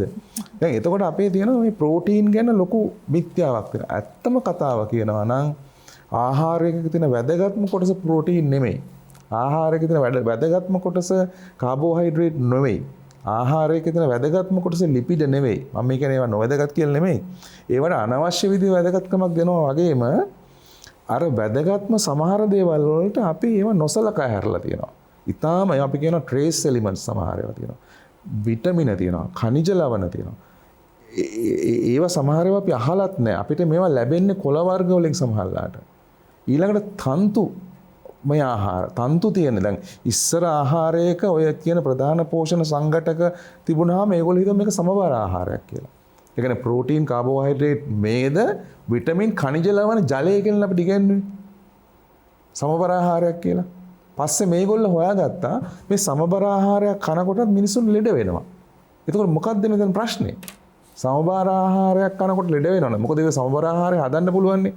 රසායනිකව හදන්න පුළුවන්. ඒතර ඒක දුන්නට පස්සෙත් ලෙඩ වෙනවා නම් ඒ කියන්නේ මොනවා හරි අඩු වෙලානේ. අඩු වෙලා තියෙන්නේ මොනවද? විශේෂයෙන්ම තන්තු. තන්තු කියන එක පෝෂණ ගුණයක් නැහැ. තන්තු අපි කටින් ගත්තාම නිකම් අනිත් පැත්තේ යනවා. හැබැයි මෙයා ඒ යන අතරතුර කාලේ විශාල සේවාවක් කරනවා අපේ සෞඛ්‍ය සම්පන්න බව රැක ගන්න. මොකද තන්තු ආහාරයට ගන්න වැඩි හරියකට බඩවැල් වල පිළිකා හැදෙන්නේ නැහැ. මොකද අපිට අද වෙලා තියෙන ප්‍රධානම දේ තමයි අපි ආහාරයට ගන්න බොහෝ දේවල් මගදී දිරවල ඉවර වෙනවා. මේ අපිට එළියට යවා ගන්න අවශ්‍ය ප්‍රමාණය කියන්නේ මුළු ආහාර මාර්ග පද්ධතියම එකසේ ක්‍රියාත්මක වෙන ආහාර තමයි අපි ගත්තේ. කටේ ඉඳන් දිගට මේක ක්‍රියාත්මකයි. ඒ කියන්නේ සිස්ටම් එක සම්පූර්ණයෙන් ඇක්ටිව් කරලා තමයි අපේ ආහාර වේලේ තියෙන්නේ. ඒ කියන්නේ දිරවන්න ගොඩක් දේවල් තියෙනවා. දිරවල අහකට යවන්නත් තව දෙයක් තියෙනවා. අන්න ඒකට තන්තු ඕනේ. ඒ කියන්නේ ඒකේ කිසි පෝෂණ ගුණයක් නැහැ. ඒකෙන් කිසි දෙයක් උරා ගන්න නැහැ. මේකෙන් සුද්ධ පවිත්‍ර කරගෙන අර බඩවැල ශක්තිමත් කරලා දෙනවා. ඊළඟ එක තමයි අර ආහාරවල තියෙන රසායනික සංඝටක. මේවත් අපි නොසලකා හැරලා තියෙනවා. අර කුළු බඩු වලින් ලැබෙන ඒවා, ඊළඟට පලාකොළ වලින් ලැබෙන ඒවා, පිළිකා නාශක ගුණය. ඒ කියන්නේ අපි සංඝාක ආහාර වර්ග තියෙනවා මේවා ප්‍රතිඔක්සිකාරකයි. ඒ ප්‍රතිඔක්සිකාරකයි කියලා කියන්නේ ශරීරයේ හැදෙන විෂ පදාර්ථ අපිට කියන මුක්ත කණ්ඩක ෆ්‍රී රැඩිකල්ස් කියලා. මෙන්න මේ සමහර අපි ගන්න අහිතකර ආහාර නිසා අපේ ශරීරයේ ඇති වෙන කිසියම් ආකාරයක විෂ පදාර්ථ. මෙන්න මේවා උදාසීන කරන්න, මේවා දිය කරලා හරින්න, මේවා බ්‍රේක් ඩවුන් කරන්න, එහෙම නැත්නම් කඩලා බිඳලා දාන්න පුළුවන් හැකියාවක් තියෙන රසායනික සංඝටක තියෙන අපේ ආහාරවල. ඒවා වැඩිපුරම තියෙන්නේ අර ස්වභාවිකව ගන්න කොළ වර්ගවල සහ අනිකුත් අපි ගන්න එළවලු වර්ගවල. දැන් මේවා ගැන අපි අවධානය යොමු කරන්නට අවශ්‍ය වෙනවා. ඉතින් ඒ නිසා තමයි මම කිව්වේ අපේ බත් සාමාන්‍යයෙන් කෙනෙකුට වේලකට වැඩිහිටියෙකුට බත් කෝප් එකකින් බත් එකක් ඇති. ඊට වඩා කන්න හොඳ නැහැ. මොකද අපේ බලන්නකො දැන් අපේ රටේ හෝටලයකට ගිහිල්ලා අපිට දැන් බත් පාර්සල කෑම පාර්සල කොච්චර ලොකුද බලන්න. ඒ කියන්නේ ලොකු කෑම පාර්සලක් තියෙන එක දවසේ හොඳටම කය වෙහෙසව වැඩ කරන කෙනෙකුටත් වැඩි ඒක. කය වෙහෙසව වැඩ කරන කෙනෙකුටත් වැඩි. හැබැයි අපි ඒක බොහෝ දෙනා ඒක උත්සාහ කරනවා මේක ඉවර කරන්න. වෛද්‍යතුමනි මේ ඔබතුමන්ගේ කතාවත් එක්ක මට මතක් වුණා වසංගත රෝග පිළිබඳව. දැන් කොවිඩ් නිසා මේ කාලවකවානුවේ අපි වැඩි වශයෙන් වසංගත රෝග ගැන කතා කරනවා. හැබැයි අපි මේ මුණ දෙන පළවෙනි වසංගත රෝග තත් වෙන්නේ මේ වයස් ભેදය අනුව වයස් පරතරය අනුව අපි මේ මුල්ම වතාවට වෙන්නේ නැති මේ අත්දැකීම දකින්නේ. හැබැයි ලෝකේ එදා සිට විවිධාකාර වසංගත රෝග ඇති වෙලා තියෙනවා. ස්පාඤ්ඤ උණ, කළු උණ, ඒ වගේම මැලේරියා වසංගතය මේ වගේ වසංගත රෝග ඇති වෙලා තියෙනවා. අද වසංගත රෝග සහ ප්‍රතිශක්තිකරණය එක්ක බොහෝ දෙනෙක් හෙළ වෙදකම ගැන කතා කරනවා. වෛද්‍යතුමනි මට පැහැදිලි කරන්න මේ වසංගත රෝග වලින් ආරක්ෂා වෙන්න විශේෂිත වූ ආහාර තියෙනවද? සමහර ආහාර වර්ග ගත්තාම කොවිඩ් හැදෙන්නේ නැහැ. කොවිඩ් වලින් පරිස්සම් වෙන්න ඕනේ වගේ මත මේ දිනවල අපේ සමාජයේ තියෙනවා. එහෙම ආහාර තියෙනවද? ඔව් මෙහෙමයි. දැන් අපි මුලින්ම වසංගත රෝග කියන්නේ ශීඝ්‍රයෙන් පැතිරෙන ඒ වගේ කාලීනව කලින් කලට එන රෝග අවස්ථාවල. ඉතින් මේවයිදී මම හිතන්නේ ආරක්ෂා වෙන්න වැදගත් වෙන්නේ ඒවට විශේෂිත වූ ආහාර කියලා අපිට එහෙම ඒ වෙලාවවලදී නම් කරන්න අමාරුයි. නමුත් අපි ආහාර රටාවම සකස් වෙලා තියෙන දේශීය අපේ සාම්ප්‍රදායික ආහාර රටාව සකස් වෙලා තියෙන්නේ මේවට ඔරොත්තු දෙන ආහාර වලින්. මොකද අපි දන්නවා අපි මම හිතන්නේ ડોක්ටර් මේ වෛද්‍ය පෙරේරා මහත්මයා පැහැදිලි කරා මේ අපේ ආහාරවල මේ තියෙන විවිධ ගුණ කර්ම යම් යම්. ඉතින් ඒව අනුව මොකද ඊළඟට අර ප්‍රතිශක්තිකරණය කොටස් තුනකට බෙදලා කිව්වා. මාවගෙන් ලැබෙනවා, ආහාර වලින් ලැබෙනවා, මේ විදිහට කොටස් වලට බෙදලා කිව්වා. ඉතින් මේ සියල්ලෙම වෙන්නේ අපිට අවශ්‍ය ප්‍රතිශක්තිකරණය ශරීරය තුළ යම් යම් ඒ කාලවකවානුවලදී ඒ අවස්ථාවලදී වර්ධනය වෙලා තියෙන. ඉතින් ඒක තුළ අර වගේ රෝග ආව අපිට ඔරොත්තු දීමේ හැකියාව ඇති කරලා තියෙනවා. හැබැයි අපේ ආහාරයට බිඳ වැටීම තුළින් මොකද වෙලා තියෙන්නේ? ඒවට අවශ්‍ය ඒ ශක්තිය අපේ ශරීරවල නැතුව ගිහිල්ලා තියෙනවා. එහෙම නැති වුණාම තමයි එහෙම නැති පුජ්‍යලයින්ට අර වගේ වසංගත රෝගයක් ආවම ඒකට ඔරොත්තු දීමේ හැකියාව නැතුව යනවා. හැබැයි දැන් මේ ඉන්න අපිටවත් ওই රෝග වැළඳිලා තියෙන්න පුළුවන්. බොහෝ විට අපි නොදැනුවත්වම තියෙන්න පුළුවන්. නමුත් අපේ ඒ ප්‍රතිශක්තිකරණ පද්ධතිය හොඳින් තියෙනවා නම් ඒකට ඔරොත්තු දීමේ හැකියාව අපේ තුල හොඳින් පවතිනවා නම් අපිට ඒ රෝගේ වැළඳුනාද කියලාවත් අපි දන්නේ නැහැ. ඉතින් මේකට අපි අමුතුවෙන් විශේෂ වූ ආහාර ගත යුතුයි කියලා එකක් නැහැ. අපි අර සාම්ප්‍රදායික ආහාර රටාව ජීවන රටාවට අනුගත වෙලා අපි ඉන්නවා නම් මේ ශක්තිය අපිට ඉබේම ලැබෙනවා. මොකද ඉබේම ලැබෙන සම්පතක් මේක. මොකද මේක අපි නැති කරගෙන තියෙන්නේ අපි අර ස්වාභාවික නොවන ආහාර, කෘත්‍රිම ආහාර, විවිධ වර්ණක යෙදු ආහාර, විවිධ මේ කල් තබා ගන්න බොහෝ කාලයක් කල් තබා ගන්න ආහාර මෙන්න මේවා පාවිච්චි කිරීම නිසා තමයි අපි අර ලෙඩ රෝග වලට රොත් දීමේ ශක්තිය කඩා වැටලා තියෙන්නේ, හීන වෙලා තියෙන්නේ. ඒ නිසා විශේෂයෙන් අර මම මුලින් කිව්වා වගේ අර මෙතුමා නැවතත් මතක් කළා ඔය මේ ලෙඩ ආහාර කියලා කොටසක් නම් කරලා තියෙනවා. මෙන්න මේ ලෙඩ ආහාර කියලා මේවා නම් කරලාම තියෙන්නේ මොකද? ලෙඩුන්ට දෙන නිසා තමයි ඒක පැහැදිලි කරා. ඉතින් එහෙමනම් ඒවා ඊටාම වැදගත් කියන එකයි අදහස් වෙන්නේ ඒකේ. ඒ වගේ නම් කිරීමකින් එන්නේ මේ රෝගවලට රොත් දීමේ හැකියාව ඇති කිරීමේ ශක්තියක් ඒ ආහාරවල තියෙනවා. එහෙමනම් අපිට ආවේනික අපේ රටට ආවේනික අපේ ප්‍රදේශවලට ආවේනික ඒ දේශීය ආහාර රටාවකට අපි හුරු වෙනවා නම් නැවතත් අපිට මේවායින් වළකින්න පුළුවන්කම තියෙනවා බොහෝ විට. වෛද්‍යතුමනි මේ අද වෙද්දී නම් බොහෝ දෙනෙක් පොල්තෙල් භාවිතා කරන්න හරි බයයි. පොල්තෙල් භාවිතා කරපුවම ලෙඩ හැදෙනවයි කියලා මතයක් සමාජගත වෙලා තියෙනවා. හැබැයි අපේ අත්තම්මල සීයලා Tamanගේ ආහාර වේල සකස් කරද්දී පොල්තෙල් එකතු කරා. අපි අවුරුදු කාලෙට හදාගත්ත රස කැවිලි සියල්ලම සඳහා පොල්තෙල් භාවිතා කරා. හැබැයි උන්ට මෙතරම් ලෙඩ තිබ්බේ නැහැ. අපේ ආහාර රටාවේ බොහෝ තැන්වල පොල්තෙල් භාවිතා වෙනවා. මොකද්ද ඒ රහස? පොල්තෙල් භාවිතා කරනවා. හැබැයි උන්ට ලෙඩ හැදුන්නේ. අද වෙද්දී අපි පොල්තෙල් වෙනුවට හොඳයි කියලා හිතන ආදේශක භාවිතා කරනවා. ලෙඩ වෙන එකේ අඩුවකුත් නැහැ හැබැයි. අතෙන්දී සංකල්පය තමයි වැදගත් වෙන්නේ. භාවිතා කරන දේ සමහර ලාවට අපේ ශරීරවල අපි නොදැනුවත්වම අපේ ශරීරවල අපි හදාගෙන තියෙනවා ආමය කියලා කොටසක්. මේ නොදිර වූ ආහාරමය පරිපචන ක්‍රියාවලියේදී යම්කිසි නොදිර වූ එහෙම නැත්නම් අපේ ජඨරාග්නිය එහෙම නැත්නම් අපේ ශාරීරියේ දාත් මේ ගින්න මේ පැසවීම ආහාර පැසවීමේ ක්‍රියාවලියේ යම් දුර්වලතා නිසා ආහාර මාර්ග පද්ධතිය තුල අවශෝෂණයේ ඇතිවෙන යම් දුර්වල තැන්වල දී මේ පොල් තෙල් කියන කාණ්ඩේ තෙල් මේ ලිපිඩ කාණ්ඩේ කොටස් අවශෝෂණය කර ගැනීමේ ගැටලු තියෙනවා. මේක තමයි ගැටලුව. එහෙම නැතුව පොල් තෙල් වල නෙමෙයි ප්‍රශ්නේ. පොල් තෙල් වලත් ප්‍රශ්න තියෙනවා. නිස්සාරණය කරගන්නේ කොහොමද? මේක නිපදවන්නේ කොහොමද? මේ තෙල් වල ප්‍රමිතිය මොකක්ද කියන කාරණා තියෙනවා. නමුත් ප්‍රධාන ප්‍රශ්නේ තියෙන්නේ ශරීරය තුළ. එතකොට ශරීරය තුළ අපි දරා ගැනීමේ හැකියාව එහෙම නැත්නම් ජීර්ණය කර ගැනීමේ හැකියාව හොඳින් තියෙන කෙනෙකුට හොඳ ශරීර ශක්තියක් හොඳ ශාරීරික ප්‍රතිශක්තියක් තියෙන කෙනෙකුට මේක ගැටලුවක් වෙන්නේ නැහැ. හැබැයි ගැටලුව වෙන්නේ අපේ වයසත් එක්ක. අපේ වයසත් එක්ක අපිට සාමාන්‍යයෙන් බාල වයසේදී අපිට කොලෙස්ටරෝල් තියෙනවා කියලා ප්‍රශ්නයක් ඇති වෙන්නේ නැහැ. දැන් නම් එන්න මේ වයස් කාණ්ඩේ ටික මේ බාල වයස් දක්වාම වර්ධ මේ පැතිරලා ගිහින් තියෙනවා. නමුත් පොල් තෙල් කියන එක වෙනුවට අතීතයේ භාවිතා කරලා තියෙනවා මීටත් එහා ගියපු වටිනා කියන තෙල් වර්ගයක් මී තෙල් කියලා. මේ මී තෙලුත් අපේ රටේ කාපු. තල තෙල් ඉන්දියාවේ අපේ ආශ්‍රිත රට තල තෙල් වලින් ප්‍රධාන ආහාර වේල් සකස් කරගෙන තියෙනවා. ඒකට පොල් තෙල්මත් නෙමෙයි මේ ප්‍රධාන කෑම වලට අපි අරන් තියෙන්නේ. දැන් ඔබතුමිය පැවසුවා වගේ පොල් තෙල් වලින් අපේ අත්තම්මල අතීත මුතුන් මිත්තෝ රසවත් කෑම හදලා තියෙනවා. ඇත්ත. ඉතින් ඒ රසවත් කෑම හදනවා වගේම ප්‍රධාන ආහාර වලටත් එකතු කරලා තියෙනවා. එකතු කරත් මම ඉස්සෙල්ලා මතක් කරා ඒගොල්ලෝ තමන්ගේ රහස් ක්‍රමේ පාවිච්චි කරා. මාස 6කට අවුරුද්දකට සැරයක් විරේකයක් දෙයක් කරගත්තා. එතකොට ආහාර මාර්ගය ශක්තිමත් කරගෙන තියෙනවා. දරා ගැනීමේ හැකියාව වැඩි කරගන්න.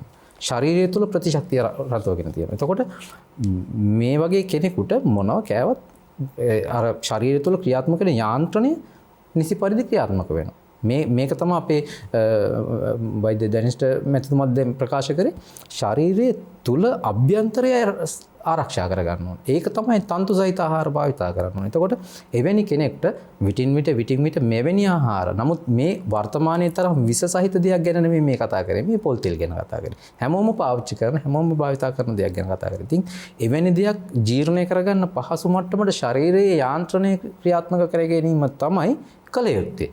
එහෙම නැතුව පොල් තෙල් වෙනස් කරලා තවත් තෙල් හොයාගෙන යන එකවත් එහෙම නැත්නම් එහෙම දෙයක් නෙමෙයි කළ යුත්තේ. පොල් තෙල් කන ප්‍රමාණය අපි අඩු කර යුතුයි. එය පිළිපහදු කරන ආකාරය එහෙම නැත්නම් අපි කෑමට සකස් කරගන්න ආකාරය තවදුරටත් ක්‍රමවත් සකසා ගැනීම කළ යුතුයි. එය දැන් පොල් තෙල් වලත් එක ප්‍රමිතින් තියෙනවානේ. දැන් සුදු පාට කියන කලර්ලස් එකක් ඇවිත් තියෙනවා. ඒක තමයි හොඳම එක කියලා කියනවා. එතකොට ඔමේගා 3 ඔමේගා 6 කාණ්ඩේ ඔය තියෙන පොල් තෙල් වල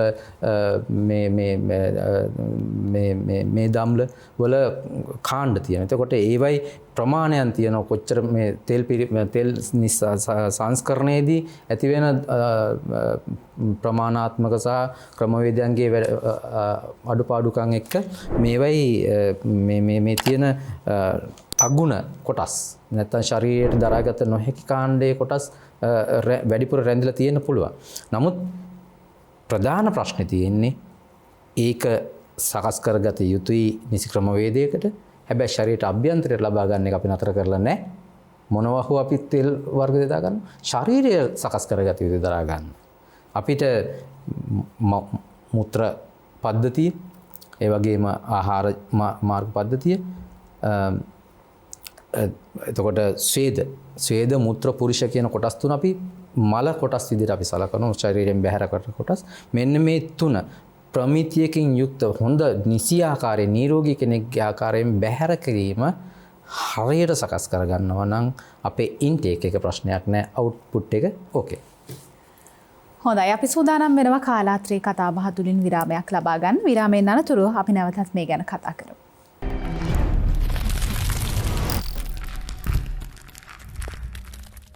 විරාමයෙන් අනතුරුව අපි නැවතත් එකතු වෙනවා කාලාත්‍රේ කතා බහත් එක්ක. අපි අද කතා කරමින් හිටියේ පෝෂණය සහ දේශීය වෙදකම සම්බන්ධයෙන්. අපි පහු කරපු කාල සීමාව, අපි මේ ගත කරමින් ඉන්න කාල සීමාව ඊටම අසීරු කාල සීමාවක්. පිළිතුරක් හොයාගන්න බැරි, පිළිතුරක් හොයන්නට තැත් කරමින් ඉන්න ප්‍රශ්නයක් එක්ක අපි හැමෝම ජීවත් වෙන්නේ. ප්‍රශ්නය කොරෝනා නැත්තම් COVID-19. COVID-19 වෙනුවෙන් හැමෝම හොයන උත්තර අතරේ ආහාර ගැනත් කතා වෙනවා. වෛද්‍යතුමනි, වසංගත රෝග පාලනය කරගන්න ආහාර වලින් පුළුවන්ද මේ කාලවකවානුවේ කොවිඩ් වලට ඔරොත්තු දෙන්න ශක්තිය ඇති කරගන්න අපිට මොනවද ලබා ගන්න පුළුවන් ආහාර? මේක ඉතා ප්‍රවේශමෙන් කතා කළ යුතු කාරණයක්. මොකද හේතුව අපි සමාජයට වැරදි මතයක් දෙන්න හොඳ නැහැ. යම් කිසි ආහාරයක් ගත්තාම කිසියම් ආකාරයක වසංගත රෝගයක් නොවැළඳී සිටිනවා කියලා. ඒක මුලින්ම කියන්න අවශ්‍යයි. නමුත් පොදුවේ ගත්තාම අපේ රටේ පිළිගැනීම සහ සම්ප්‍රදායික දැනුම අනුව යම් යම් ඖෂධ ආහාර වර්ග වසංගත රෝග කාලයේදී වැඩියෙන් මිනිස්සු අතර ප්‍රචලිත වෙලා තියෙනවා. ඒක ආයුර්වේද වෛද්‍ය ශාස්ත්‍රය අනුවත් යම් යම් උපදෙස් දීලා තියෙනවා. මෙන්න මේ ආහාර පාන විදි අනුගමනය කරන්න කියලා. ආහාර පාන විදි පමණක් නෙවෙයි ජීවනචර්යාවෙත් යම් යම් වෙනස් කරගන්න අවශ්‍යයි. මොකද දැන් මේ වසංගත රෝගයක් ඇත්තටම පැමිණෙන්නේ මූලික පදනමක් තියෙනවානේ. මේක එක්කෝ අපේ දේශගුණික කාලගුණික විපර්යාසයත් එක්ක මේවා පැතිරී යනවා සමහර අවස්ථාවලදී. එහෙම නැත්නම් මිනිස්සුන්ගේ ප්‍රතිශක්තිය අඩු වෙනකොට ඒ තියෙන දේශගුණික සහ කාලගුණික බලපෑම් අනුව ඒ අය ගොදුරු වෙනවා මේ වගේ වසංගත රෝග වලට. මොකද දැන් වෛරසයක්, විශේෂයෙන් වෛරස වගේ දේවල් වලින් මේක වෙන්නේ අපිට පෙනී යන දෙයක් තමයි වසංගත රෝගයක් පැතිරී යනකොට හැම කෙනාටම එකසේ මේක පැතිරීගෙන යන්නේ නැහැ. එක කොටසක් මේකට ඔරොත්තු දෙනවා, තව කොටසක් මේ වසංගත රෝගයේ ශරීරයේ තියෙනවා ලක්ෂණ පෙන්වන්නේ, තව කොටසක් වසංගත රෝගයට ගොදුරු වෙනවා, බරපතල ලක්ෂණ පෙන්වනවා, තව කොටසක් මේකට ගොදුරු වෙලා මිය යනවා. එතකොට මේ වෙනස්කම ඇති වෙන්නේ කොහොමද? මේ වෙනස්කම ඇති වෙන්නේ පුද්ගලයාගේ තියෙන ශරීරයේ වෙනස්කම් නිසා. එතකොට එකම වෛරසනේ යන්නේ. ඒතකොට අපිට පෙනී යනවා ඒ අනුව එක එක් පුද්ගලයාගේ ප්‍රතිශක්තියේ ප්‍රමාණය අනුව මේ වෛරසයට කරන්න පුළුවන් බලපෑම වෙනස්. එතකොට අපි ඒකෙන් අදහස් කරන්නේ නැහැ අපි සෞඛ්‍ය පුරුදු සියල්ලක්ම අනුගමනය කරන්නට අවශ්‍යයි. නමුත් එහෙම අනුගමනය කරලත් කෙනෙකුට වෛරසය ශරීරගත වෙලා ඒකට කිසිම ප්‍රශ්නයක් නැතුව ඉන්න පුළුවන්. දැන් මේ වගේ අවස්ථාවකදී අපි අර කියපු විශේෂයෙන්ම අපේ ස්වභාවික ආහාරට ආවදින කුළු බඩු ටික සහ පලා වර්ග ටික ඉතාල වැදගත් වෙනවා. මොකද මට මේ ඊයේ මහින්ද කුමාර දල්පොත මහත්මයා කතා කරලා කිව්වා මේ උඩත්ත කියලා තියෙන පලා වර්ගයක්. උඩත්ත. මේ මයෙන් අහුවා මේ උඩත්ත කියන පලා වර්ගය වසංගත රෝගවලදී ගම්වල මිනිස්සු වැඩියෙන් කාලා තියෙනවා. ඒ වගේම හරක් ඒ කාලයට ඒ උඩත්ත තියෙන කොටස් වලට යන්න බැරි වෙන්න හරක් බඳිනවලු. මොකද මේ පලා වර්ගය හොඳට වැවෙන්න ඕනේ. සමහර හරකුත් ඒක මේ හරක්ගෙත් හොඳ ප්‍රියතම ආහාරයක් වෙන්න ඇති. ඔකට කිරි උඩත්ත කියලාත් කියනවා. මේක වෙදකමේදී පාවිච්චි කරනවද කියලා ප්‍රශ්නය ඇහුවේ මහතා. ඇත්තටම අපේ වෙදකමේදී මේ උඩත්ත කියන එකත් පාවිච්චි කරනවා. ඒක පාවිච්චි කරන විවිධ තෙල් වර්ග හදනවා. එතකොට දැන් මම මෙහෙම කිව්වා කියලා උඩත්ත හොයාගෙන යන්න එපා. මේ පිරපිර මොකද ඒක නෙවෙයි එකම දේ. නමුත් උඩත්ත කියන ඒ පලා වර්ගය වසංගත රෝග කාලවලදී මිනිස්සු වැඩියෙන් ආහාරයට අරන් තියනවා.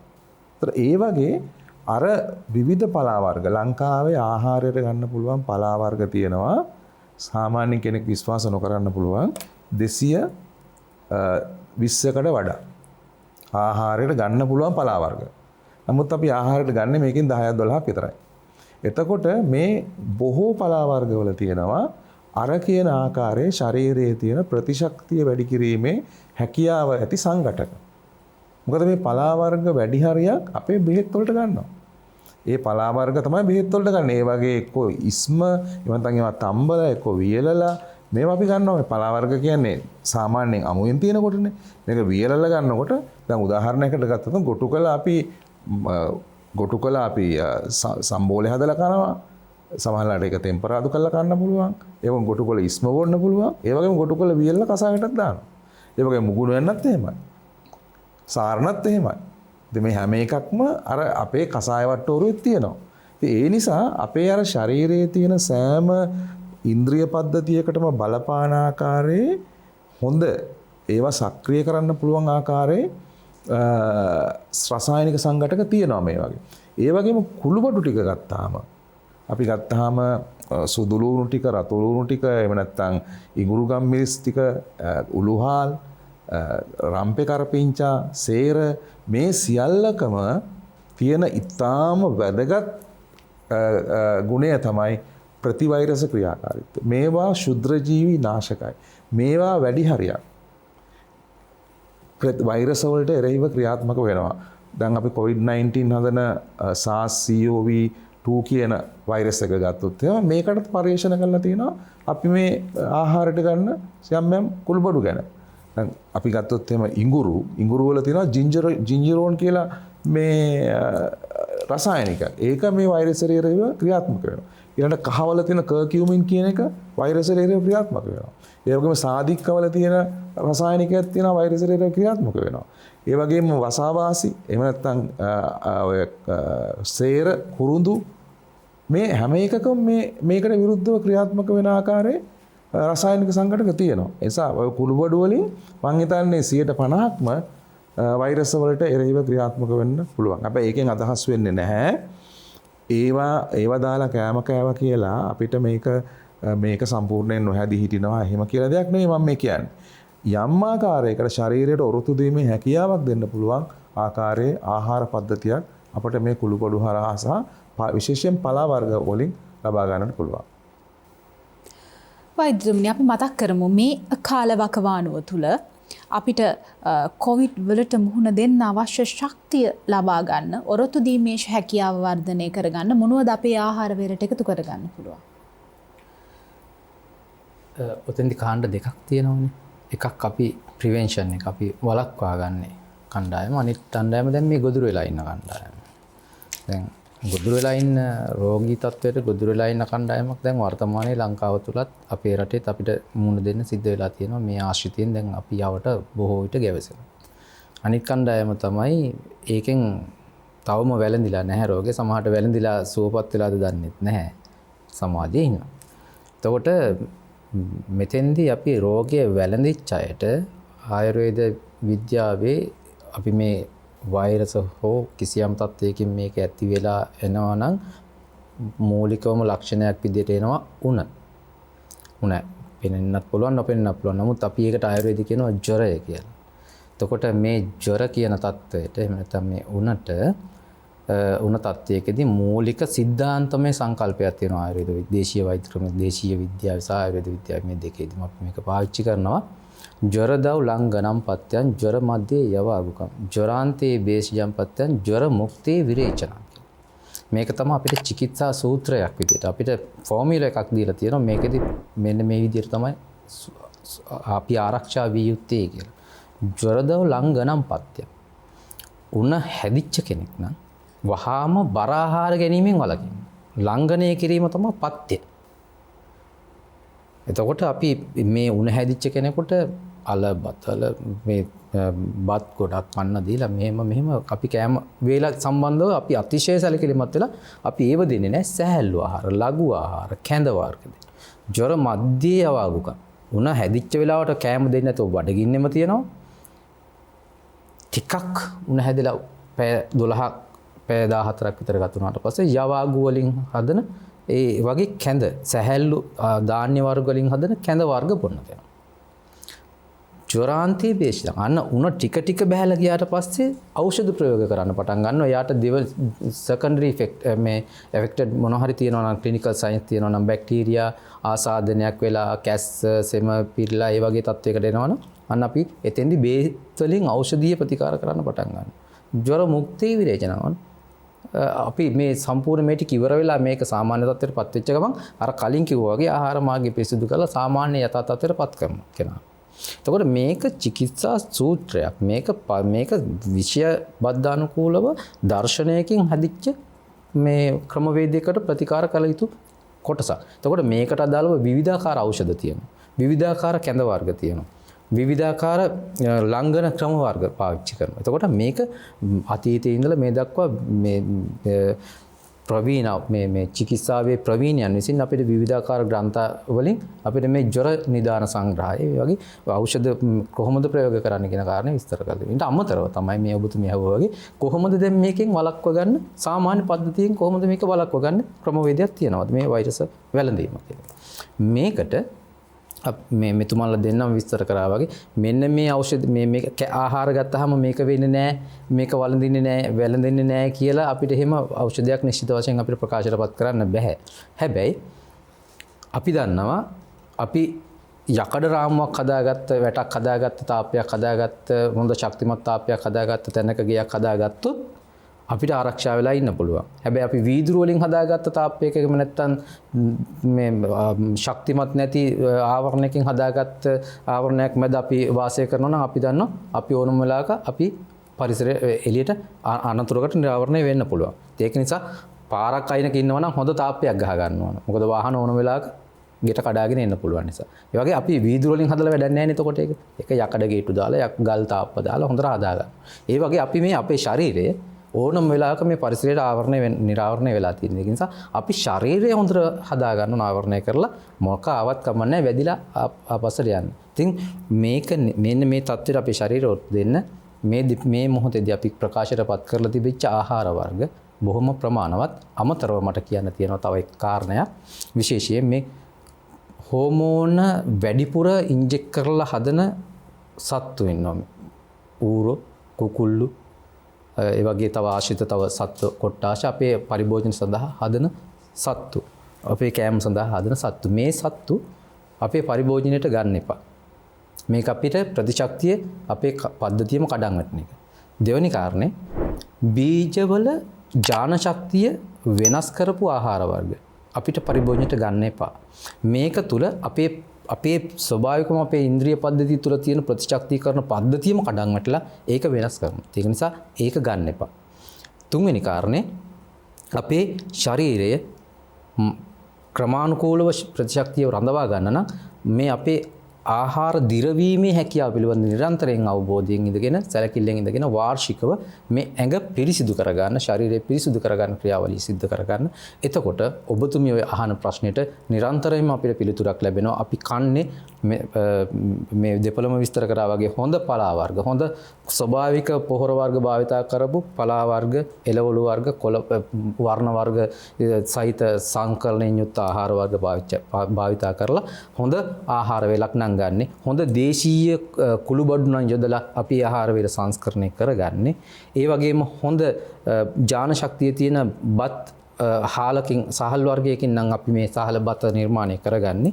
අපි උදේ දවල් රාත්‍රී ආකාරයට කෑම වේල නිසි ආකාරයෙන් ප්‍රමිතියකින් යුක්තව ප්‍රමාණාත්මකව අපි මේක සංස්කරණය කර ගන්නවා නම් සහ කය වෙහෙසන ව්‍යායාම පද්ධතිය අපි නිසි ආකාරයෙන් පවත්වාගෙන ගන්නවා නම් මෙන්න මේ කියන නිරවුල් මානසික තත්වයකින් අපි අපේ අභ්‍යාස කරමින් සිටිනවා නම් අපිට රෝග වැළඳීමේ හැකියාව ඊ타ත්ම අවමයි. මේක තමයි අපේ විද්‍යාවේ මූලිකවම අපිට විද්‍යාමාන වෙන දේ. ඔබතුමා අවසන් වශයෙන් යමක් මේ සඳහා එකතු කරනවද? එහෙනම් මට ඉල්ලීමක් කරන්න තියෙන්නේ ඇත්තටම අපි නිරෝගීමත්ව හොඳ යහපත් පුරවැසියන් ලෙස සමාජයේ ජීවත් වෙන්න නම් අපේ කෘත්‍රිම ආහාර, ශනික ආහාර මේ වගේ දේවල් වලින් ඉවත් වෙලා අපි මේ වෙළඳ ප්‍රචාරණයට රැවටෙන්නේ නැතුව අපේ සාම්ප්‍රදායික දේශීය ආහාර රටාවට හුරු වෙන්න අපේ ස්වාභාවික ආහාර පරිසරයෙන් ලැබෙන දේවල් අපි පරිභෝජනයට ගන්න. එහෙම ගත්තොත් ඔබට ඔබේ නීරෝගීතාවය රැක ගන්න පුළුවන් වගේ වෙයි. ඒ වගේම ඔබ පරිසරයට ආදරය කරන්න. එවිට පරිසරය විසින් ඔබත් හොඳින් රැක බලා ගනීවි. කාලත්‍රයේ කතාබහ තුළින් අද අපි කතා කරේ පෝෂණය සහ දේශීය වෙදකම ගැන. මේ ගැන කතා කරන්න අද දවසේ අපිත් එක්ක එකතු වුණා වෛද්‍ය ඩැනිස් ටෙල් පෙරේරා මහතා. ඒ වගේම අද දවසේ අපිට වැඩසටහන සඳහා දායකත්වය ලබා දුන්න වෛද්‍ය සේනක කොඩිකාර මහතා. ඒත් සමගින් අද වැඩසටහනට සහභාගී වුණා වෛද්‍ය ඩී සමරකෝන් මහතා. තිදෙනාටම වැඩසටහන වෙනුවෙන් දැක්වූ සහයෝගයට බොහොම ස්තුතියි.